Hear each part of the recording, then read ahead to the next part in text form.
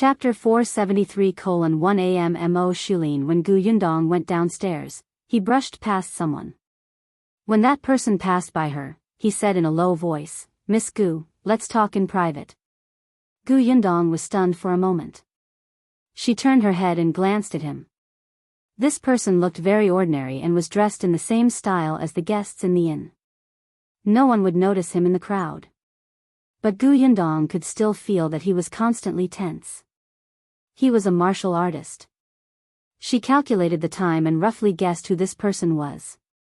Seeing that she didn't say anything or respond, the other party thought that he had been too abrupt and quickly added, "Mr. Qin asked me to come." Yundong nodded and the man went downstairs first. Seeing him leave the inn, Yundong slowly walked out of the door as if she was taking a leisurely stroll. That person walked at a moderate pace in front, and Yundong followed him slowly. Until he turned at an intersection and entered a small courtyard. When Yundong entered the courtyard, he realized that there were about a dozen people inside. All of them looked travel-worn. They looked like they had just arrived at Wanqing Prefecture. Upon seeing her enter, one of them, who seemed to be their leader, immediately stood up. "Miss Gu, Am Mo Xulin. I'm here on Lord Qin's orders to investigate the Xian family. By the way, this is from Lord Qin." He took out a letter and handed it to Yundong. She opened the envelope. There were 2 full pieces of paper. Yundong read it quickly, but after reading it, she immediately cursed in her heart. The content of Qin Wenzhang's letter was very simple. He said that the news sent by Yundong was very timely because the emperor was intending to deal with the magistrate of Wanqing Prefecture and the Xian family. Previously, when the new emperor ascended the throne, he planted 2 trusted aides in Yongning Prefecture after the famine and Qingan Prefecture after the chaos. Prefecture Magistrate Dai of Xuanha Prefecture also became the new emperor's subordinate. The commotion was too great. If he wanted to touch the prefecture magistrate of Wanqing Prefecture who had a deep foundation, he would be a little too hasty. Especially since the Wanqing Prefecture had the Xian family. The officials and merchants colluded to control the entire Wanqing Prefecture. The emperor knew that the prefecture magistrate wasn't a good person, and he also knew that the Xian family wasn't clean. It was obvious just from how luxurious their residence was. Now that more than half a year had passed, the emperor was indeed prepared to take down Wanqing Prefecture. It could be seen from the fact that he had started to support the Duan family. However, the emperor had been collecting information on the Xian family and the magistrate. This information could not be too small. Otherwise, who knew when they would make a comeback? Just as they were looking for a breakthrough, Yundong unexpectedly gave them a pleasant surprise. The Xian family was simply too daring. They actually dared to have dealings with the other 2 countries. This kind of dealings was not ordinary business dealings. Clearly, it was related to the imperial court. Actually, Qin Wenzhang also knew that with the ability of the Xian family, even if they had dealings, it was only some money transactions. The Xian family was not qualified to come into contact with the center of political power. Even if they wanted to betray their country, they would not be able to do it. However, this was enough. Especially when it was related to the prefecture magistrate here, it wouldn't be an exaggeration to kill the entire family. Therefore, Qin Wenzhang sent people over to prepare for a drastic reorganization. The question was, why did he want her to find a way to get incriminating evidence? Yundong wanted to slam the table. Wasn't her mission over after informing them? It was enough for her to just wait and watch the show. Why was Qin Wenzhang still adding trouble for her? Yundong slammed the letter on the table and pointed at Am Mo Xulin. Chapter 474, Seduction. You all seem to be highly skilled in martial arts. If you want to find evidence, you can just sneak in, right? Yundong was so angry that she laughed. I'm a weak woman, and you actually handed the most important thing to me? Do you think I'm too good-looking and want others to chop me into pieces? Am Mo Xulin was speechless. "Miss, don't feel so good about yourself, all right?" He coughed lightly and said, "The Xian residence is heavily guarded. It's naturally not a problem for us to sneak in, but it's easy to alert the enemy. Heavily guarded? Didn't her father, Gu Dajiang, sneak in? No, Gu Dajiang could only ask around outside. He couldn't go to the master's courtyard, let alone the places where evidence was placed. Am Mo Xulin continued, actually, it's not like no one has infiltrated the Xian family before. They even entered Master Zin's study, but there's nothing in the study. If we want to find evidence of guilt, I'm afraid a few days won't be enough. If you can't find it in the study, do you think I can? Once we alert the enemy, the Xian family will be easy. We can just capture them anyway, but the forces in the capital that colluded with the Xian family will be on guard. Yundong was enlightened. Are you making such a big move this time? It won't be easy to clean up the mess. So, what the emperor really wanted to deal with were those people in the capital? All the more reason for her not to get involved. Am Mo Xulin lowered his eyes. He could not say anything in front of Yundong. However, seeing that she was unwilling, he immediately thought of what Qin Wenjing had said. He could only take a step back and say, Miss Gu, if you're really unwilling, then, can you figure out the approximate location of the important letters in the Xian residence? Seeing that Gu Yundong wanted to refute, he immediately added, Lord Qin said that since Miss Gu has the ability to obtain the news that Xian Ziyuan colluded with another country, you can definitely do these things. He really thinks highly of me. Lord Qin also said that if Miss makes a great contribution and the Xian family is raided later, Miss can choose a few valuable items first. Gu Yundong stood up. Alright, I'll go back and think about it. She kept the letter and turned to leave the small courtyard. When the others saw this, they looked at each other and asked Am Mo Xulin, did she agree or not? Am Mo Xulin was unfathomable. What do you think? However, he quickly restrained his expression. Inform the Duan family and ask them to cooperate with us if necessary. Should we inform Commander Lu of Wanqing Prefecture? One had to bring troops over to arrest a family. It's said that Commander Lu doesn't have a good relationship with the prefecture magistrate. Perhaps he can help. However, Am Mo Xulin shook his head. It's hard to say if they're not on good terms. Maybe they're just putting on a show for us. Third brother has already gone elsewhere to mobilize troops. Let's wait a few more days. Yes. The others in the courtyard quickly went to work. Gu Yundong felt a headache when she returned to the inn. Qin Wenjing was indeed unreliable. However, although she was cursing Qin Wenjing in her heart, her mind still started to spin. In the following days, Gu Yundong was very busy. Tong Shuitao did not know what she was doing. In any case, she would do whatever young miss instructed her to do. Gu Dajiang was a little worried. He had once asked Gu Yundong, but she said that it was for business. Only Shui Rong started to feel uneasy. A few days later, when he saw Gu Yundong writing the names of everyone in the Xian family on paper in the room, his thoughts were finally confirmed. He had a feeling that it was just as he expected.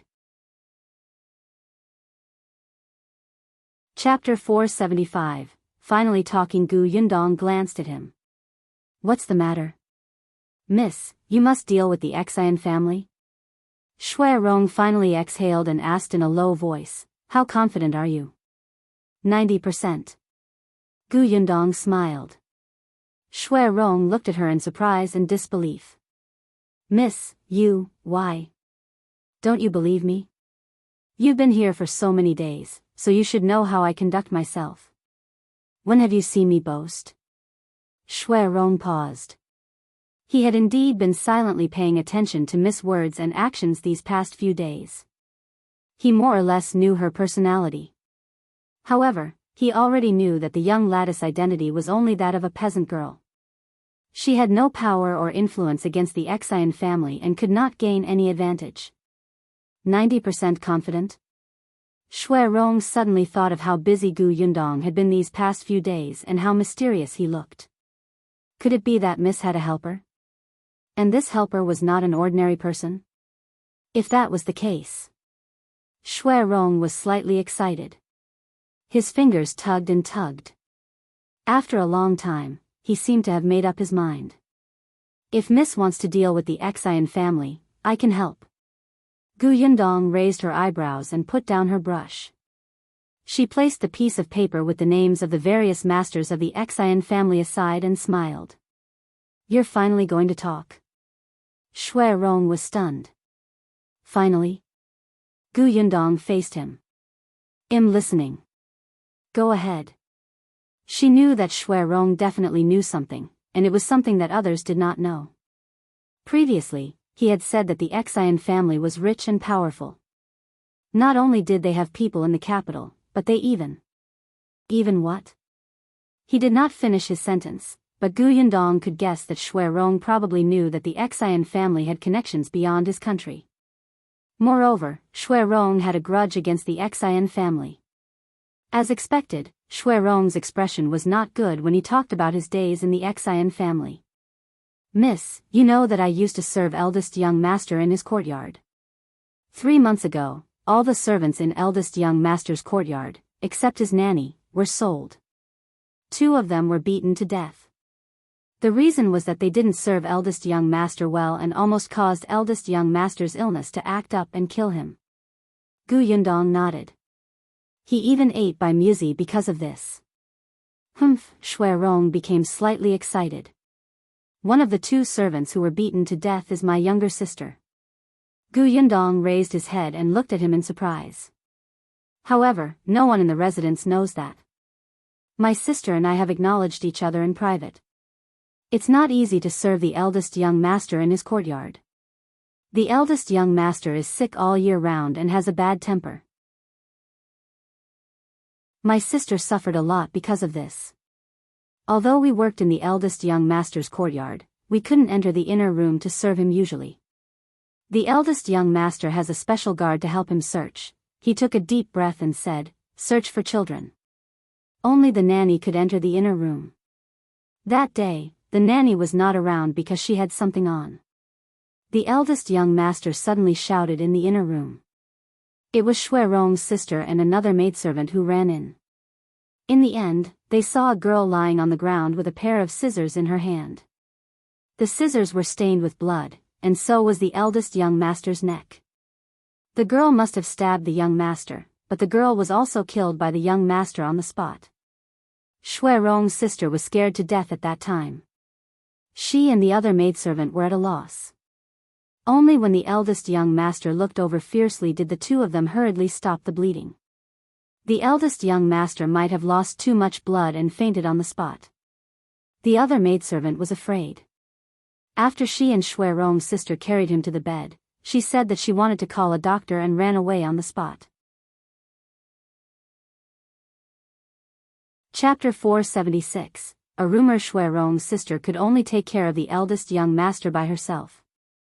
When she was bandaging eldest young master, her fingers trembled in fear and she accidentally spilled the medicinal powder on the bed. She quickly found a rag to wipe it off. Her movements were too erratic, and she accidentally pushed aside the pillow on the eldest young master's bed and saw 2 letters inside. She knew that she shouldn't be curious, but at the same time, she also knew that she had seen what had happened today.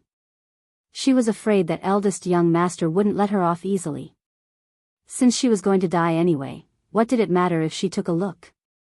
At that time, the sister calmed down and carefully took out the letter. There were 2 letters. One was a letter where the Xian family had contacted the Lu country. The other was a report from a subordinate of the eldest young master regarding the situation in the capital. Sister Shui felt that her heart was about to jump out, and cold sweat kept pouring out. At this moment, urgent footsteps came from outside the door.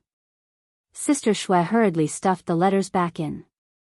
She slid under the bed and hid inside.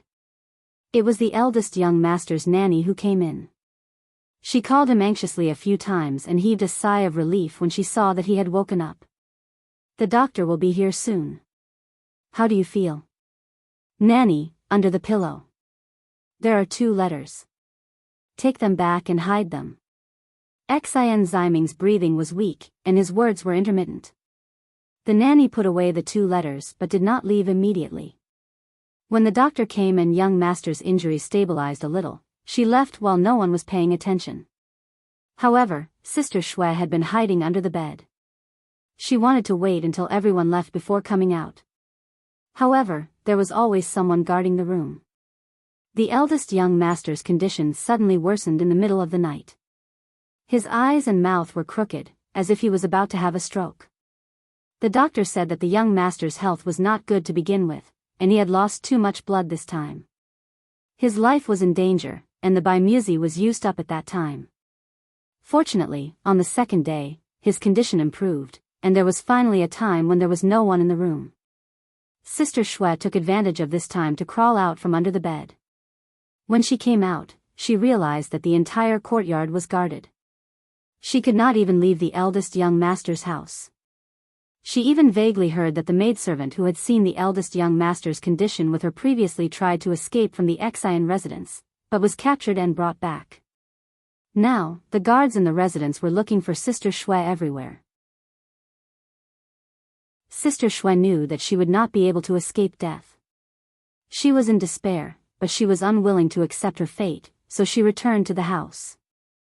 She took the brush on the eldest young master's table and hid under the bed and table to write down everything she saw and heard.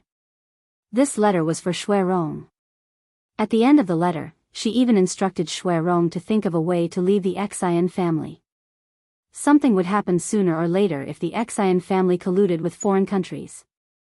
After writing, she stuffed the letter into her shoes and socks.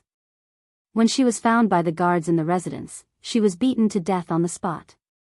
When Shui Rong heard the news, he only saw his sister's corpse.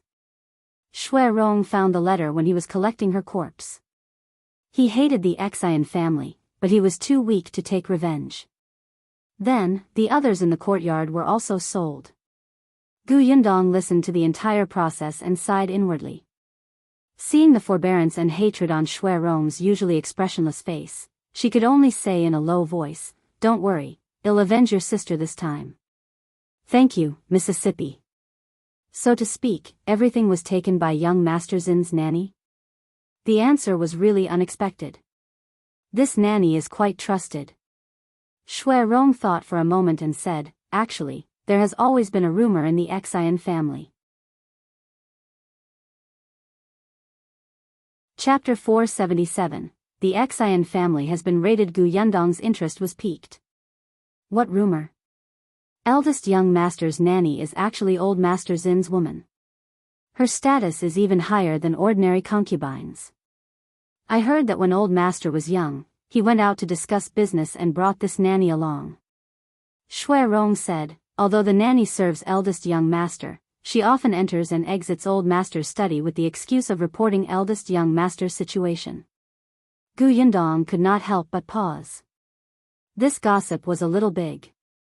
Is the nanny beautiful? Shui Rong was speechless. Wasn't Miss Focus a little off? However, he still shook his head honestly. She can't compare to master's concubines. Yundong pushed a cup of tea over. All right, I know what you're talking about. Go back and take care of my father. I'm going out for a while. Yes, my lady. Yundong left the inn and returned not long after. His expression was obviously relaxed. In the following days, she didn't leave the inn much. She spent most of her time by Dajiang's side. Seeing that his health was improving, the smile on Yundong's face became lighter. When he recovered, they could go back. Half a month later, Dajiang could already go downstairs for a walk. Although it was still unnatural, it was a luxury for Dajiang, who had been cooped up in his room for nearly a month. Yundong helped him down. Standing at the entrance of the inn, Dajiang heaved a sigh of relief. In 2 days, let's go to the Yu family to see Uncle Yu and the others. Ever since that day, Yundong did not go to the Yu family again. Instead, she let Shui Rong make 2 trips and mentioned Dajiang's injury. Grandpa Yu wanted to come over and take a look, but he was stopped by Shui Rong. It had not been peaceful recently. Yundong had instructed him not to go out as long as possible, especially since this inn was very close to the Xian residence. Why do I feel that something is amiss? Dajiang suddenly said. There are many people on the streets. Before Yundong could say anything, the waiter beside him came over and nodded. That's right. For some reason, there have been a lot of people these past few days. Our inn's business is doing well. I thought there was something happy to celebrate in the city, but I didn't hear anything after asking around. Gu Yundong laughed. Something happy? A storm is coming. With that, she helped Gu Dajiang in and found a seat in the hall to eat. The waiter touched his head and looked at the bright sun outside. Where is the storm coming from? Why don't I understand? Shui Rong thought, if you understand, you can be the shopkeeper. On the other hand, when Gu Dajiang heard Gu Yundong's words, he asked curiously in a low voice, Yundong, do you know something? What's going to happen at Wanqing Prefecture? Father will know the result in 2 days. However, there was no need to wait for 2 more days. The next morning, the waiter ran into the hall in a panic. Gu Yundong was coming downstairs and saw that his clothes were wet and his hat was gone.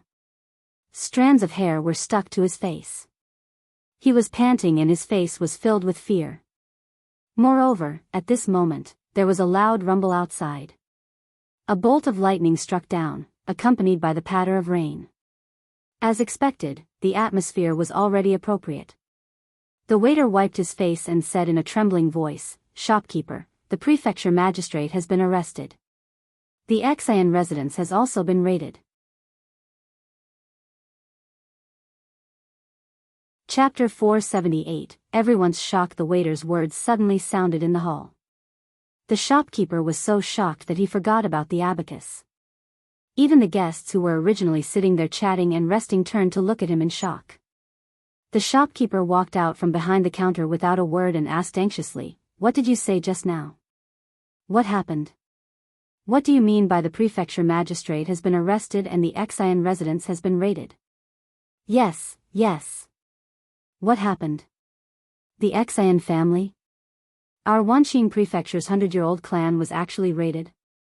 A customer stood up and walked over in disbelief. The waiter was still in shock and his words were a little ethereal. One don't know either. Just now, when I went home to get my things, I walked to the street at the entrance of the Xian residence and saw many soldiers guarding it. The plaque of the Xian residence was also smashed down by those soldiers.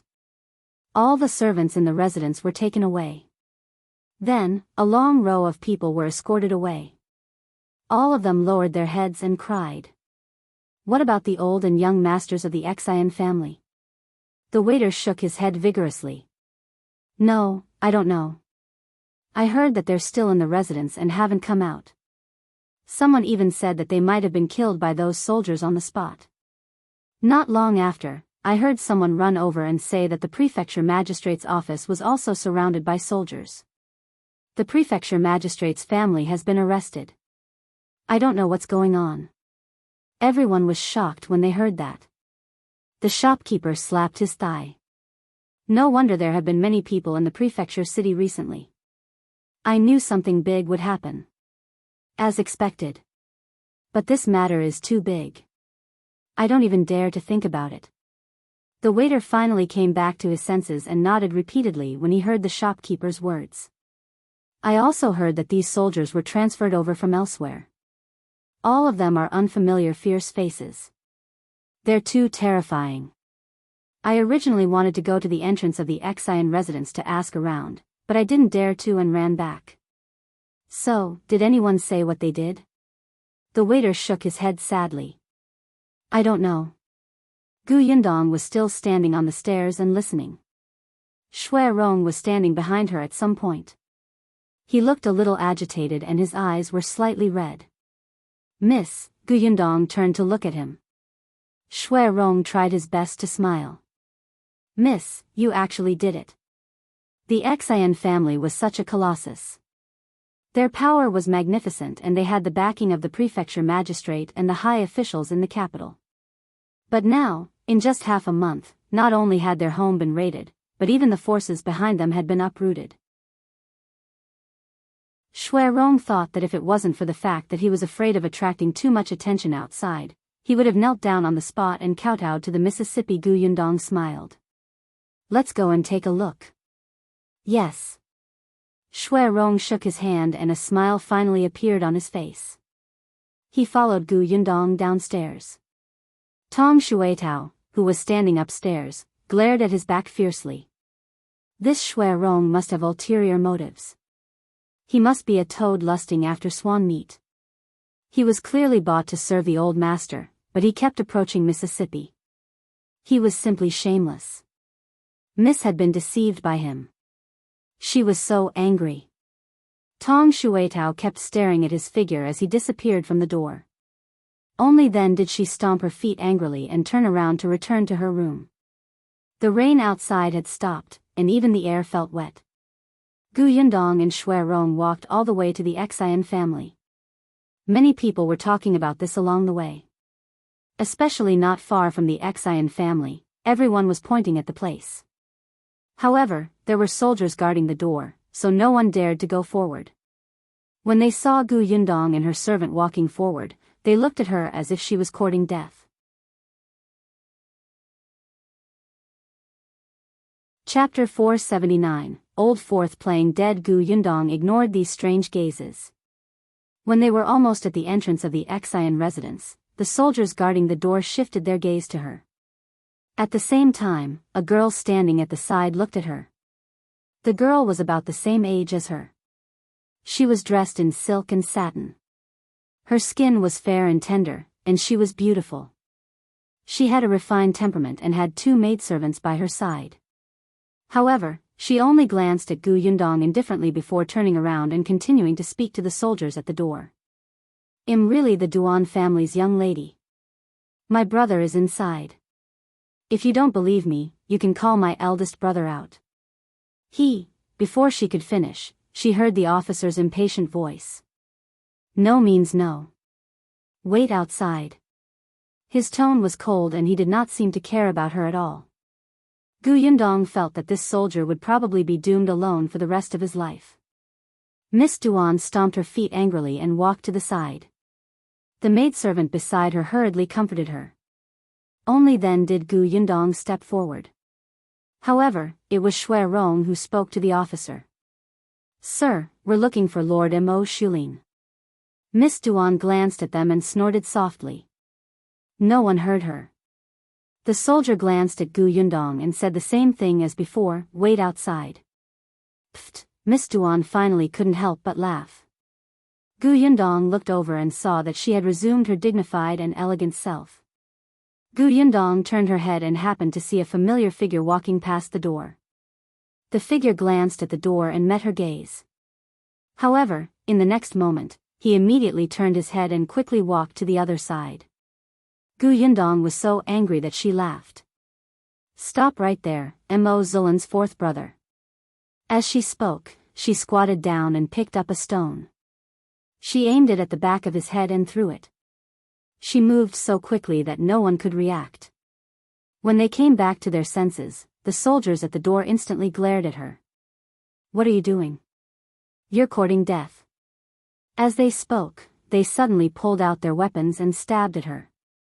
The Duan family's young lady was shocked and quickly retreated. Shui Rong subconsciously stood in front of Gu Yundong.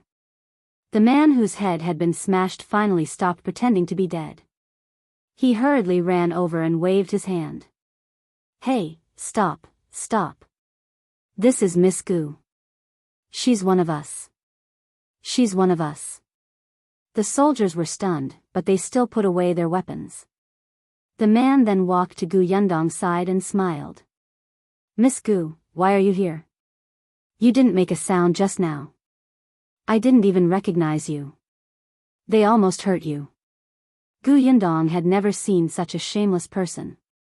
Her voice pierced the sky. He must be deaf to not hear her. "Can I go in?" "Of course," the man said with a smile. He made the soldiers retreat and quickly led Gu Yundong inside. Seeing this, the Duan family's young lady was stunned. She quickly took 2 steps forward. "Sir, please wait." The man frowned and stopped to look at her unhappily. "What is it?" "Lord, I'm from the Duan family. My eldest brother is Duan Xian. He's inside." Can I go in and talk to him? No. With that, the man turned to smile at Gu Yundong and led her inside. The stairs here are steep. Miss, be careful. Miss Duan was speechless. She was so angry.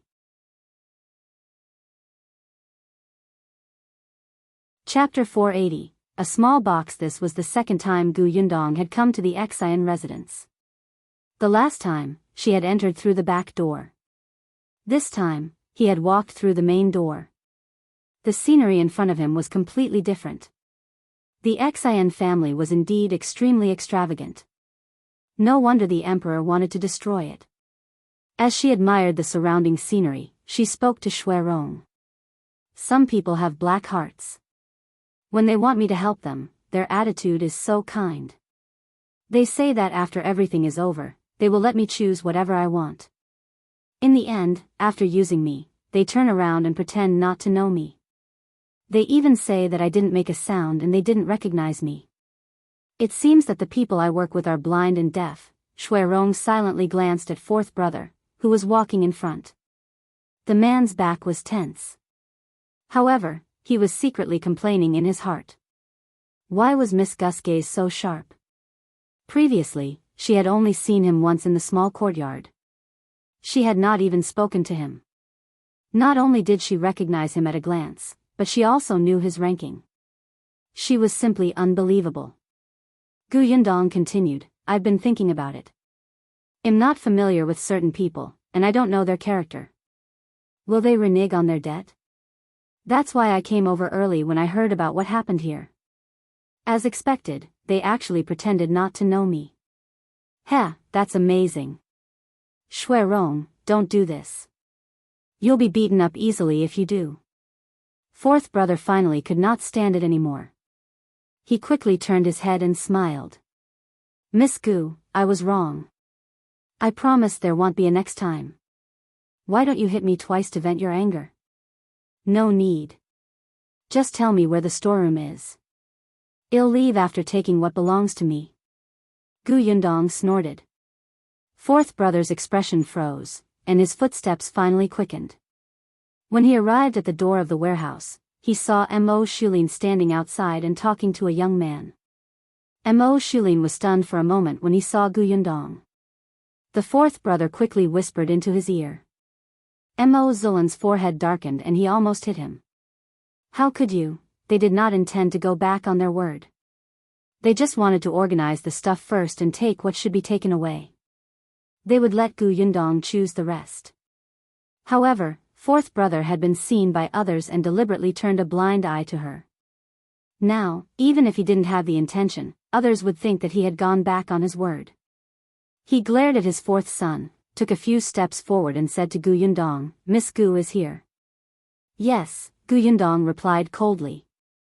Am Mo Xulin said, the storeroom is being tidied up. Miss Gu, please go in, but, he paused and lowered his voice. After this confiscation, all the properties belong to the imperial court. There are some things that the emperor has required, so, Gu Yundong snorted. She knew that there was a prerequisite for her privilege to choose. All right, I know. I know what I'm doing. Am Mo Xulin heaved a sigh of relief and called out to fourth brother, prepare a box for Mississippi. Gu Yundong raised her eyebrows. After a while, she saw fourth brother carrying a box over. It was a small box that was 4.0 centimeters long, 20 centimeters wide, and 30 centimeters tall. So, she could only take an entire small box of things, right? TSK, they had really underestimated her. If you have the ability, come and carry an even smaller box. Gu Yundong took the small box and led Xuerong into the storeroom with her head held high. The young man who was talking to Am Mo Xulin looked on in surprise. Where did this lady come from? Lord Am Mo was actually so polite to her. He even heard a hint of flattery. He wanted to ask, Lord Am Mo, may I know which family's daughter she is? Am Mo Xulin said, her surname is Gu. He was unwilling to say anything else. On the other hand, when fourth brother saw him, he thought of Miss Duan at the door and immediately mentioned it. Duan Xian had a headache. He apologized to Am Mo Xulin and hurried to the door. Chapter 481. Looking at Gu Yundong in a new light. When Gu Yundong entered the storeroom, he realized that many people were registering the things in the storeroom. They were stunned when they saw her enter. It was Am Mo Xulin who came in later and asked everyone to leave first. Only then did everyone leave the storeroom with a puzzled expression. Am Mo Xulin said, "Miss Gu, take a look. What do you like?" As he spoke, he pointed at two large boxes not far away. "You can't touch the things inside." Gu Yundong expressed that she understood. That was what the emperor wanted. She understood. She walked forward. There was a lot of gold, silver, jewelry, antiques, calligraphy, and expensive jade artifacts in the warehouse of the Xian family. These things were all placed in large boxes that were piled up in the huge warehouse. Gu Yundong's eyes lit up when she walked closer. Her eyes were sparkling, and she wished she could throw herself at the glittering money. The Xian family was simply too rich. They were simply so rich that it made people want to scream. Am Mo Xulin was so stingy that he only gave her a small box even though there were so many things. Her contributions were only worth the price of a small box. Gu Yundong turned around and glared at him. Am Mo Xulin touched his nose and said uncomfortably, "Miss Gu, you know that the imperial court is in urgent need of money. Although this box is small, some things are worth a lot of money." As he spoke, he picked up a piece of calligraphy. This is a masterpiece from the previous dynasty. It's worth 10,000 taels. Then, he picked up another book. This is the only book. Many scholars would die for it. Gu Yundong thought that Am Mo Xulin was indeed the leader of this group of people. His positioning was very precise. He knew that she knew how to draw, so he recommended calligraphy and painting. He knew that her brother was studying, so he recommended the only book. She snorted twice, took the two items, and placed them in the small box in Shui Rongshand. Although the calligraphy was too long to be kept inside, it didn't matter. It was the same outside. Seeing this, Am Mo Xulin secretly heaved a sigh of relief. He did not leave. He watched as Gu Yundong walked over one box after another. She looked very carefully. Sometimes half of her body was in the box. Am Mo Xulin stood at the back and could not see clearly. He did not know that when Gu Yundong was searching, she took the opportunity to put the silver ingots into her interspace. After finding two boxes, Gu Yundong placed a few jade pendants and accessories into a small box. Am Mo Xulin glanced at it and the corner of his mouth twitched. Miss Gu really did not know what was valuable. Why did she choose jade pendants and jewelry? Then, Gu Yundong chose agate jade and pearl jade. She also saw two medical books that seemed to be very rare. Yes, she would bring them back to Shaoqing Yuan. The brush and inkstone looked very valuable. She would bring them back for Yunshu, Yuanji, and her father. There was also a chessboard made of jade. It was simply extravagant. There was a huge pile of things. Gu Yundong felt that anything that was rare enough could be stuffed into the small box. If it could not be stuffed, she would put it into her spatial storage when Am Mo Xulin was not paying attention. After going through all the boxes, Gu Yundong finally rubbed her back and stood up. She looked at the small box with satisfaction. Yes, it's full. Shui Rong looked at the things inside and did not know what to say. When Am Mo Xulin realized that she did not find a single tael of silver, he could not help but look at her in a new light.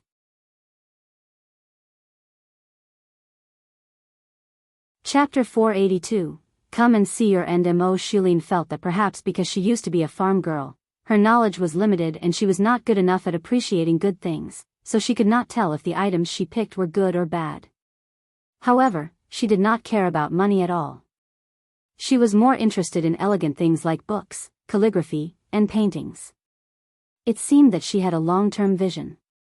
In the future, as long as she came into contact with more of these things, she would definitely be able to identify the good and bad things next time. Miss, are you done? Gu Yundong nodded. She remembered that there was about half a box of gold, silver, and jewelry in her spatial storage. She said in satisfaction, "I'm done." Am Mo Xulin heaved a sigh of relief. "Shall I walk the lady out?" But Gu Yundong said, "Wait, I want to meet the eldest and second young masters of the Xian family." Am Mo Xulin frowned. "Well, is it inconvenient?" Am Mo Xulin looked at her pitifully small box. After all, he had taken advantage of her. "Forget it, just let them meet. I'll bring you there." As he spoke, he led the way. After leaving the door, he let the people registering the stuff in the warehouse enter again. What Am Mo Xulin didn't know was that 2 days later, after all the warehouses in the Xian family were cleaned up, everyone would stare at the account book that didn't match at all with their mouths agape. They couldn't regain their senses for a long time. The masters of the Xian family were all locked up in the back room. Many people were locked up in the row of rooms. The people in different branches were locked up separately. The room in the middle should be the old master and madam of the Xian family. Gu Yundong did not look at it. She followed Am Mo Xulin to the room on the left. Xian Jiming is inside. Gu Yundong asked Shuirong to place the small box in Am Mo Xulin's hand. He blocked him outside and she went in by herself. Am Mo Xulin was speechless. This was against the rules. Xian Jiming was the eldest young master of the Xian family, so he naturally had a wife. According to Shuirong, that wife passed away less than 2 years after marrying him. However, Xian Jiming did not remarry. The outside world had always thought that he had a deep love for his wife and could not forget her. In addition, his health was not good and he did not want to drag others down. But who would have thought that he would do such dirty things in private? When Gu Yundong and Xian Jiming entered, there was also his nanny in the room. Gu Yundong raised her eyebrows and looked at the silent duo. Xian Jiming frowned when he saw the person who came in. "Who are you? What do you want?" Gu Yundong took a step back and let Shuirong come forward. Shuirong looked at the two of them with hatred in his eyes, as if it would not be an exaggeration to cut them into pieces. He finally felt much better when he saw them tied up and unable to move. Xian Jiming did not know him. Even though the guy had served him for a long time, he had never taken Shuirong seriously. On the other hand, the nanny took a closer look at Shuirong and suddenly reacted. "Shuirong. It's you?" Xian Jiming was confused. "Who is it?" He used to be a servant in the courtyard. He was one of the people who were sold 3 months ago. Xian Jiming was enlightened. He looked at Shuirong and asked, "Why are you here?" After a pause, he seemed to have thought of something and smiled. "You're very nostalgic. You've come to see your former master." Pfft, Shuirong could not help but sneer. "That's right. I'm here to see what kind of outcome you lunatics have become." Xian Jiming and the nanny's expressions changed at the same time. "What did you say?"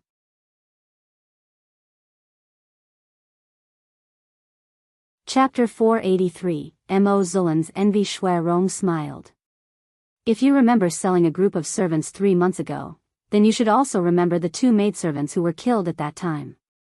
One of them," he took a deep breath and his eyes turned ruthless, "was my sister." The 2 of them were stunned. They looked at Shuirong warily. Shuirong had already walked up to them and said maliciously, "Do you know why the Xian family lost so quickly? It's because before my sister died, she saw 2 letters in young master's room. When you were searching for her, she was hiding under the bed. She heard your conversation clearly." Xian Jiming and the nanny's faces immediately turned pale. So that was what happened. It was actually that little girl who tricked them and exposed the place where they usually placed important letters. It was actually the dead little girl. Shuirong was delighted to see their expressions. "Go to hell and apologize to my sister. Apologize and repent for those who were killed by you. It's not in vain for you to live in this world." Ha ha ha. He laughed until tears came out. Gu Yundong turned to look at him. However, Xianxia seemed to have finally come back to his senses. He rushed towards Shui Rong with bloodshot eyes. Gu Yundong raised her leg and kicked him back. Xianxia's body was not in good condition. The moment he fell to the ground, he started coughing violently. Seeing that he was coughing up blood, Shui Rong finally wiped his face and turned to Gu Yundong. "Miss, let's go." "Yeah." The two of them no longer looked at the dejected nanny and Xianxia, who was still unable to get up. When they walked out of the door, they felt that the entire sky was bright. It was as if the previous storm was an illusion. After exiting the room, Am Mo Xulin glanced at the two people inside and gave a look to the soldier on guard at the side, telling him to go and see Xianxia. At the very least, before the man was dragged away to be beheaded, he did not want the man to die. When he saw the soldier run in, he turned around again.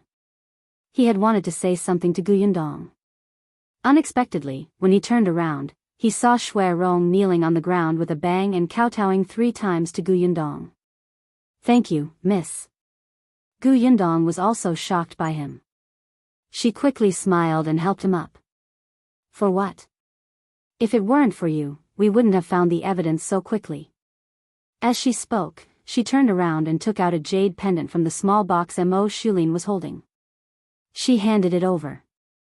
"I don't know how much this is worth, but it's definitely not ordinary if it's placed in the Xian family's warehouse. Take it as a reward."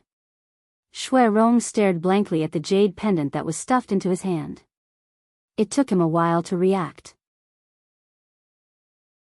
He hurriedly wanted to return it to her, but Gu Yundong glared at him fiercely. Shui Rong fell silent and could only accept it carefully. His heart was filled with sourness and warmth.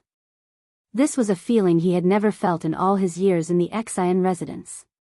Unfortunately, his sister did not have such good fortune and did not meet such a good master. Shui Rong wiped the corners of his eyes and hurriedly followed Gu Yundong. He did not notice that Am Mo Xulin, who was carrying a small box behind him, was looking at him with envy. Gu Yundong had already gone to the house on the right, where the second young master of the Xian family, Xianxia, was locked up. When the door was opened, there was a commotion inside. A few sharp screams instantly came.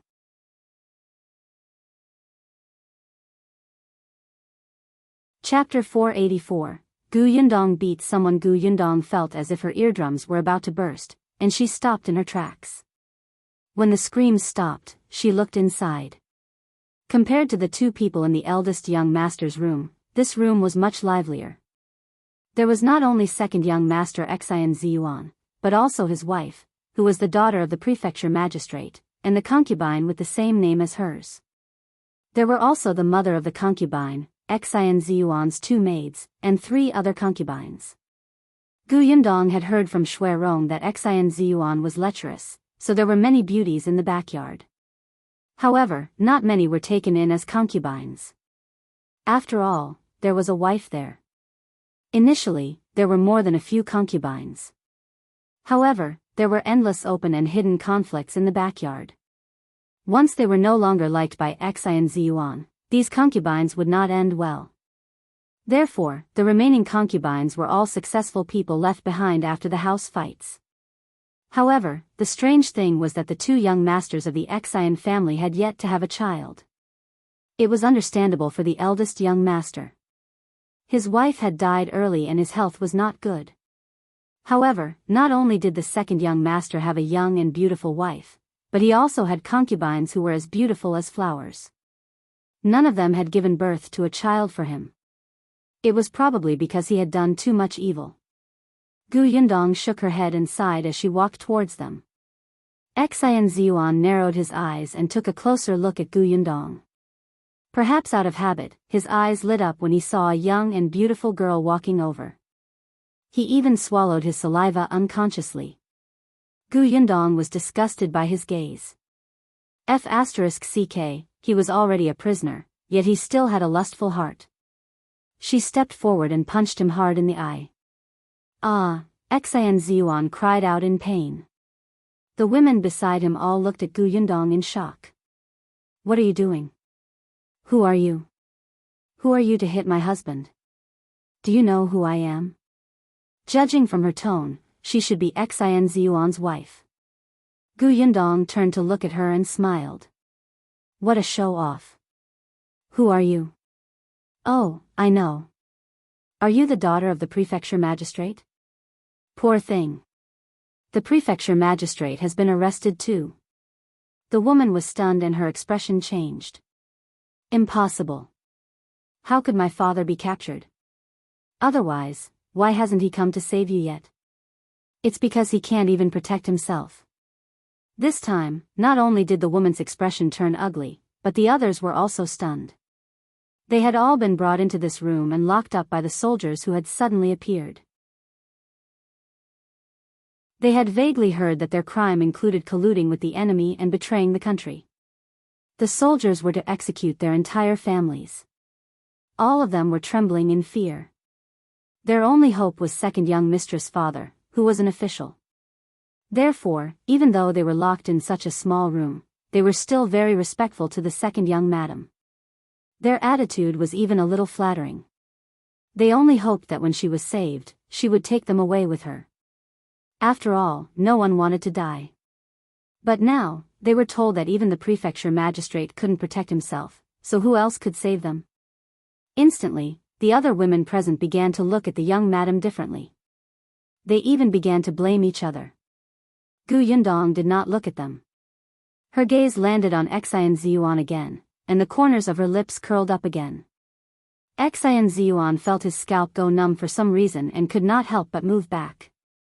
However, Gu Yundong suddenly stepped forward, clenched her fists, took a deep breath, and hit him heavily. Ah! Stop, what are you doing? What right do you have to hit me?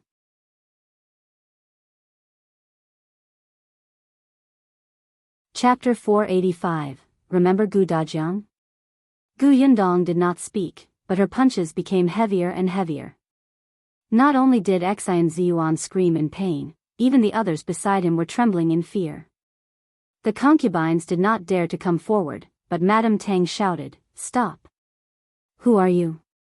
Did my husband offend you? We were arrested, but there's still the imperial court to convict us. You're using lynching." Gu Yundong felt an itch in her ears. Were these people used to being high and mighty masters? Were they so arrogant that they could not see their own situation clearly? No one made a sound. Only she was still in the limelight. Gu Yundong finally stopped and narrowed her eyes to look in that direction. Madame Tang trembled under her cold gaze and had a bad feeling. Gu Yundong lifted her leg and kicked Xianxia. Then, she left him and walked towards Madame Tang step by step. What are you doing? Madame Tang was a little afraid now. She sat on the ground and moved back. Gu Yundong bent down and slapped her face.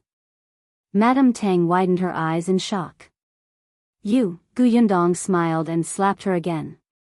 Ah, another slap. Gu Yundong looked at her well-proportioned red and swollen face and smiled in satisfaction. How beautiful. You don't even have to put on rouge. Thank me properly. Madame Tang wanted to speak and curse, but her face was unbelievably swollen. The moment she opened her mouth, it hurt terribly. On the other side, there was a small pft sound. It was not loud. Unfortunately, Gu Yundong's sharp ears still heard it. She raised her eyebrows and looked at the person who was laughing. She was about the same age as Gu Yundong herself, and she was standing next to a familiar-looking woman. Oh, Gu Yundong remembered now. Wasn't this woman the one she had seen in the kitchen? So the one next to her should be the concubine Gu Yundong. She walked towards her. The Gu concubine was a little afraid of her. When she saw that Gu Yundong had noticed her, she immediately swallowed nervously. Before she could speak, Gu Yundong slapped her. The Gu concubine's eyes widened. Why did you hit me? I didn't say anything bad about you, and I didn't offend you. Gu Yundong did not say anything. She slapped her a few more times. When she felt a little better, she finally stopped. The Gu concubine did not dare to speak, and her mother was even more afraid of death. She did not even dare to look. The entire house was silent. No one dared to make a sound. Especially the concubines, they were trembling in fear. Master had been beaten up, young madam had been beaten up, and the Gu concubine had also been beaten up. Was it their turn next? Just as they were feeling uneasy, Gu Yundong stood up. Her cold gaze swept across the three of them. It was just a little pain. How could it compare to the pain of her father being thrown out of the Xian residence with blood all over his body and almost losing his life? How could it compare to the pain of his shoulder being burned and blistered? How could it compare to the feeling of helplessness when his fingers were broken and he could not even lift the bowl and chopsticks? It was just a few slaps. Not hurtful at all. Xian Ziyuan finally recovered. He looked at Gu Yundong with hatred. Who exactly are you? Second young master is forgetful. Let me remind you. Gu Yundong glanced at him. A month ago, did second young master beat up a man called Gu Dajiang and throw him out of the Xian residence?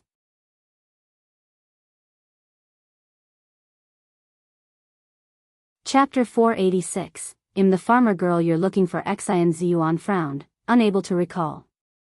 Instead, it was Madame Tang and the Gu concubine who had a deep impression of that competition. They immediately widened their eyes in shock. Who are you to him? The two of them spoke almost at the same time. Xian Ziyuan finally thought of the poor-looking man who was dressed in rags. Gu Yundong squatted down. Am his daughter. The expressions of the three of them changed drastically. That person's daughter? They knew in their hearts how badly that person had been beaten up back then. After being thrown out of the Xian family, he would most likely not survive. So, his daughter was here to avenge him? Gu Yundong seemed to know what they were thinking. Don't worry. My father isn't dead. He's alive and well. But I'm not sure if you're going to die soon. She stood up and looked down at the three of them. Actually, I was thinking that since my father was beaten up by the three of you, I wouldn't implicate the innocent. I would just settle the score with the three of you. Unfortunately, she smiled and suddenly looked at Xian Ziyuan. A bad premonition flashed across the Xian Ziyuan's heart, and his voice trembled slightly. Unfortunately what? It's a pity that you have designs on white sugar. Gu Yundong raised her eyebrows. Didn't you want to go to the Xianxia prefecture to find the farmer who made white sugar and force them to hand over the formula so that you can use it to earn money? Xian Ziyuan's pupils constricted. How did you know? Of course I know. After all, I'm the farmer you're looking for. How is it? Isn't it a surprise? Xian Ziyuan looked at her as if he had seen a ghost. His mind was in a mess. This person was the sugar producer. This person was the daughter of the man he had attacked back then. This person actually knew that he had designs on white sugar. He lowered his eyes and muttered, how could it be? How could it be? Gu Yundong still felt that it was not enough. She said, actually, when I first came to the Wanqing prefecture, I really thought of cooperating with the Xian family. Unfortunately, before I could find second young master, I encountered you trying to kill my father. My father had to recuperate for a month before he could walk. I have to settle this score with you no matter what, right? I didn't expect that when I was thinking of a way to deal with you, you still didn't think that you had done enough evil and wanted to find the person who made white sugar. Then I really can't let you off. Look, this is probably what they mean by karma, right? If you had treated my father better and been more polite back then, you might not have ended up like this. Xian Ziyuan's face turned pale. So, everything was because they had attacked that man? After Gu Yundong finished speaking, her hand was still itchy and she wanted to hit them again. However, Am Mo Xulin finally pushed open the door and entered. That's enough. Anyway, they won't have a good ending. Gu Yundong glanced at him before walking out of the door. To be honest, her hand still hurt a little, but it felt good to hit others with her hand. Before the door could close, the house was already in chaos. Hearing Am Mo Xulin's words, which seemed to be a death sentence, and hearing Gu Yundong's words, which explained that the source of everything was actually the competition between the Tang and Gu concubines. The other concubines who had been implicated could not help but pounce on them one by one and bite and kick them. Bitch, it's all your fault. If you want to fight, then fight. Why torture an outsider whose identity you didn't even know? We're dead because of you.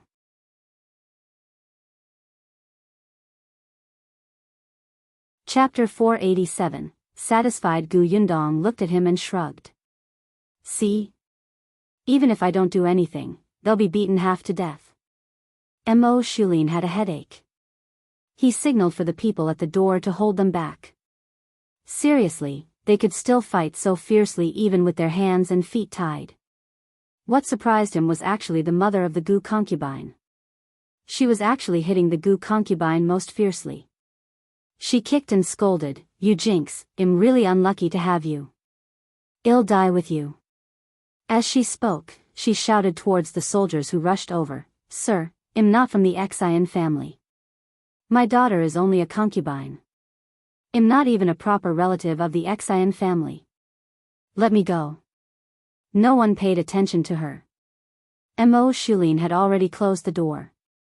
"All right, now that you've vented your anger, and everyone in the Xian family can't escape, you can rest assured, right?"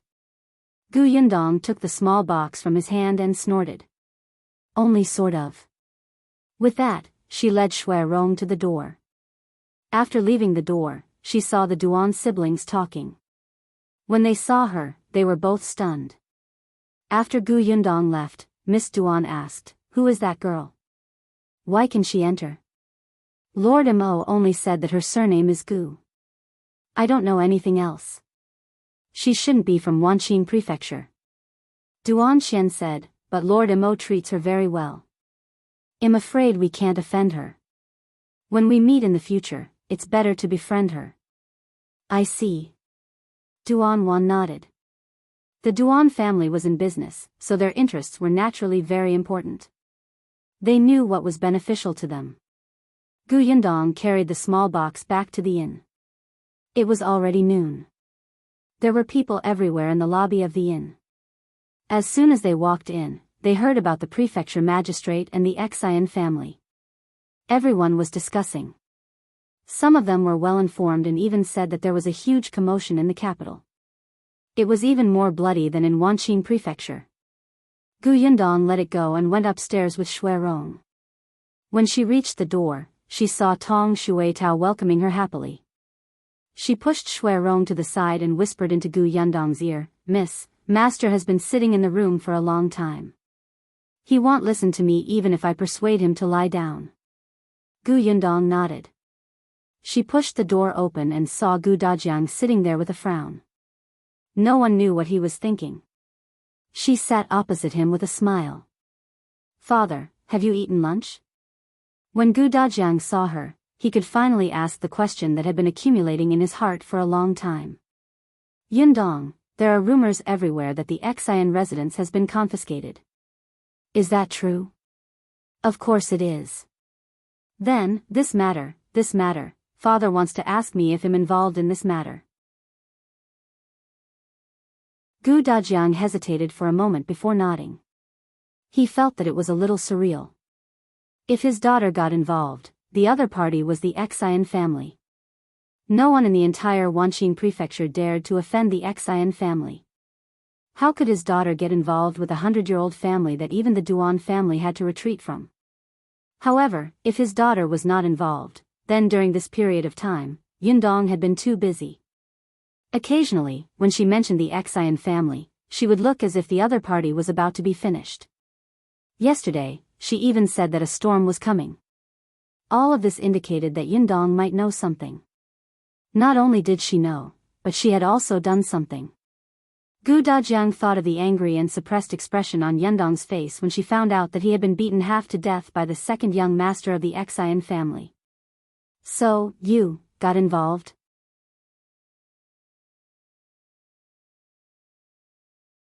Chapter 488, Strange Paper Appears. "Yes, I'm involved."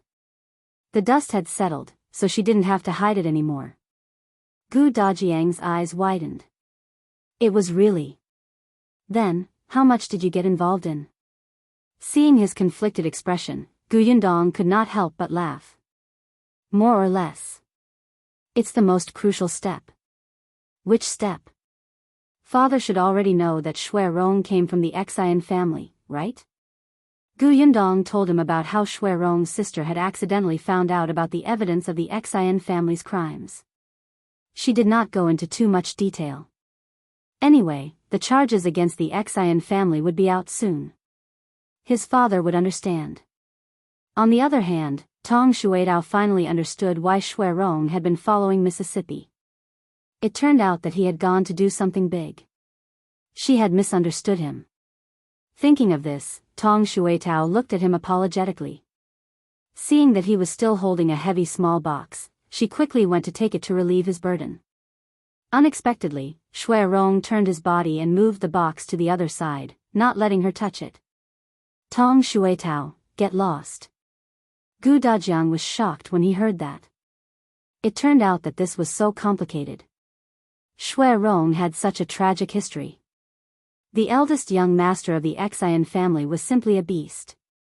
Dajiang admitted that he had seen many such crazy things on his way to escape, but when he heard this story, he was still so angry that his entire body trembled. It took him a while to calm down. Fortunately, evil had its retribution. He looked at Shui Rong and said, "Now that you've taken revenge, you can stay at our house in peace in the future. Our family is different from the Xian family. We won't do such a crazy thing." "Yes, my lord." When Dajiang looked at Yundong again, his face was filled with relief. As he watched, he couldn't help but laugh. Yundong's face darkened. "Father, what are you laughing at?" "Father just thinks that our Yundong is a very outstanding person. That's for sure." As Yundong spoke, she asked Shui Rong to place the small box on the table. She pushed it in front of Dajiang. In the face of his puzzled expression, Yundong smiled slyly. "This is the reward they gave me. Father, would you take a look?" Dajiang opened the box suspiciously. The next moment, he was stunned. He looked at the contents of the small box in disbelief. He felt as if his eyes were about to be blinded. Yundong took out a book from inside. "I heard that this is the only copy. Father, take a look." Dajiang suddenly came back to his senses. His gaze landed on the book, and his fingers couldn't help but tremble when he saw the words on it. He wiped the sweat from his palms excitedly and took the book. Then, he carefully opened it. After reading a few pages, he cherished it and closed it again. "This is worth 1,000 gold coins." His gaze fell on the small box again, and his expression gradually became solemn. "Yundong, keep these things well. They'll be your dowry in the future." Yundong laughed. "What dowry? I've picked it out for you." As she spoke, she began to take things out. "Look, this brush, this inkstone, do you like them? And this jade pendant, if I put it on your belt in the future, you will definitely look grand. And this fan, the words on it seem to have been written by some calligraphy expert in the past. And this. What is this?" Yundong looked at the unfamiliar piece of paper that suddenly appeared in the small box.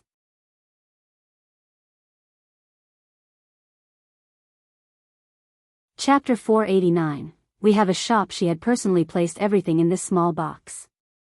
Yundong was very sure that she had not put a piece of paper in. She pulled the paper out suspiciously and opened it to take a look. "This is..." Dajiang also came over and said in surprise, "A contract." "Yes, a contract. Moreover, it was a contract for the transfer of a shop." Yundong looked at it once, then lowered her head to look in the box. As expected, she found a key. Yundong laughed as she held the contract in one hand and the key in the other. "It seems that Am Mo Xulin put it in this box. Perhaps he feels that he owes it to me." Thinking of the thousands of taels of silver in her spatial storage, Yundong instantly felt a little guilty. However, the guilt was quickly sent flying. She held the contract and asked Dajiang, "Father, do you want to take a look?" Gu Dajiang was a little excited. He read the contract again and again. This shop belongs to our family? Yes. Let's go take a look. Gu Dajiang stood up. Perhaps because the movement was too big, it pulled at his wound and he immediately gritted his teeth. Gu Yundong quickly reached out to help him up. Father, why don't we go when you're better? No need, no need. Gu Dajiang waved his hand. After a while, he felt much better. Then, he smiled and said, I'm fine. I'm much better. It's just that I rose too suddenly just now. Doctor Yu also said that after lying down for a month, I can go out for a walk. Alright, let's go over and take a look. But we have to eat lunch first. Gu Yundong had glanced at the address just now. It seemed to be on the same road as this inn, so it was not far. Shui Rong went down to get the waiter to serve the food. At this moment, the people downstairs had yet to disperse. Although they had eaten and drunk their fill, they were still discussing things. All of them were red in the face. When Gu Yundong and the others came down, they saw someone talking loudly. The guy was so excited that he even danced. Gu Yundong hurriedly helped Gu Dajiang to the side to avoid being hit. After leaving the inn, she realized that there were many people discussing this matter outside. Occasionally, when they passed by a small stall, they could hear the stall owner and customers chatting. It seemed that this matter had caused a stir in the entire city. The four of them walked slowly, so they listened all the way. When they arrived at their destination, they saw a large shop with 8 rooms in front of them. However, there was a seal on the entrance of the shop, clearly forbidding anyone from entering. Gu Yundong lowered her head and carefully looked at the address on the contract. Then, she looked up at the shop in front of her. That's right, this was the place.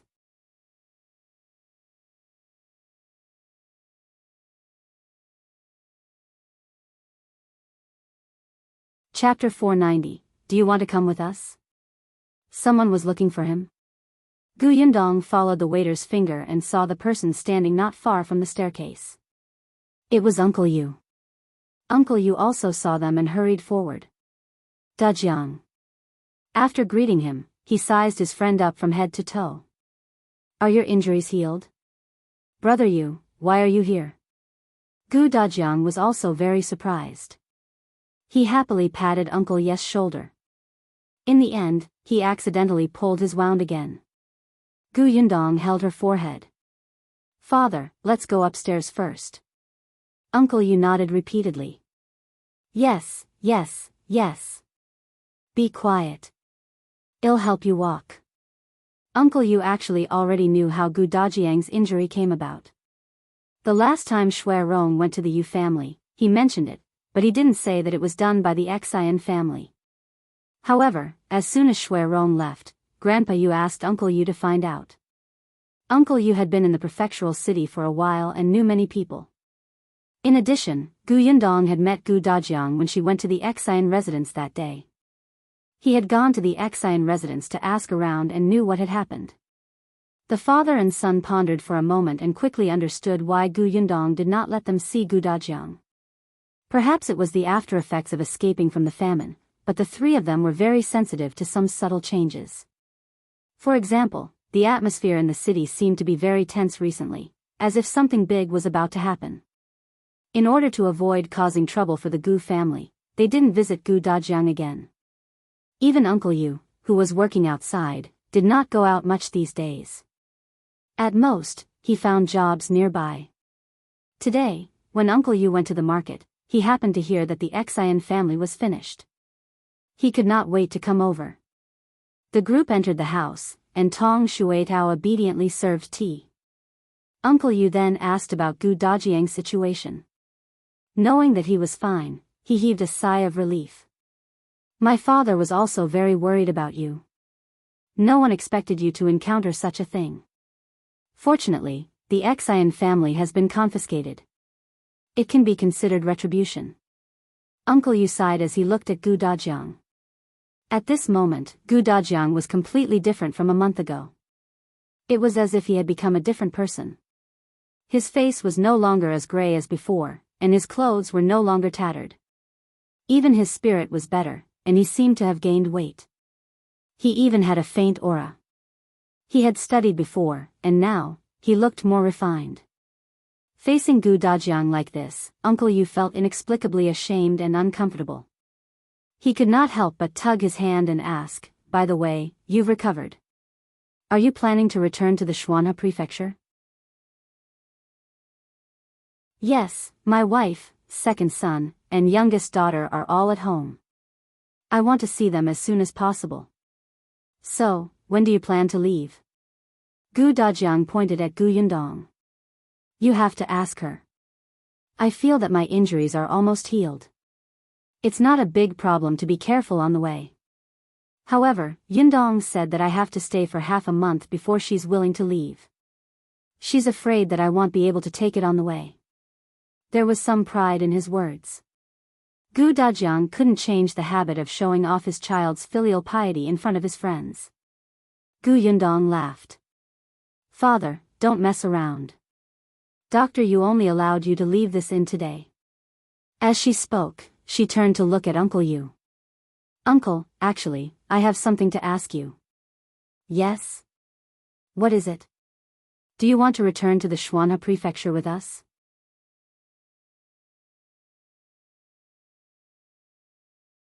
Chapter 491, Going to the Yu family again. Uncle Yu was stunned. "To the Xianxia prefecture?" "Yes, I was thinking that you cannot return to the village you were in now, and you don't have any relatives in the prefectural city. My father has been under your care these few days. He's your friend and can't bear to part with you." Gu Dajiang nodded repeatedly. "Yes, why don't you come with us?" Gu Yundong continued, "Our Yongfu village is actually not bad. The village chief is also kind, and the villagers are very diligent and friendly. If you come, we can take care of each other. I have a workshop in the village and don't have enough manpower now. If you can come and help me, they'll be most at ease." Uncle Yes' fingers moved.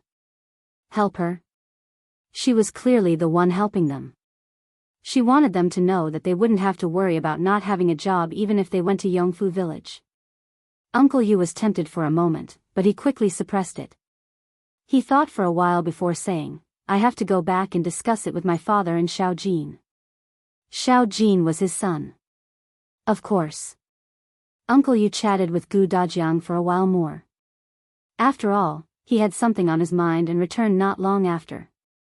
Gu Dajiang looked at his back and said to Gu Yundong, "It's unlikely that the Yu family will follow us back to Yongfu village." Gu Yundong was stunned. "Why?" "You'll find out in a day or two." Gu Yundong blinked, but on second thought, she felt that it made sense. After all, they had lived in Wanqing prefecture for a period of time and had finally settled down. In the end, it didn't make sense for them to go all the way to a completely unfamiliar place. In fact, she was not confident. Forget it. Regardless of whether they went or not, she would respect their choice. 2 days later, Gu Yundong and Gu Dajiang went to Uncle Yes' courtyard.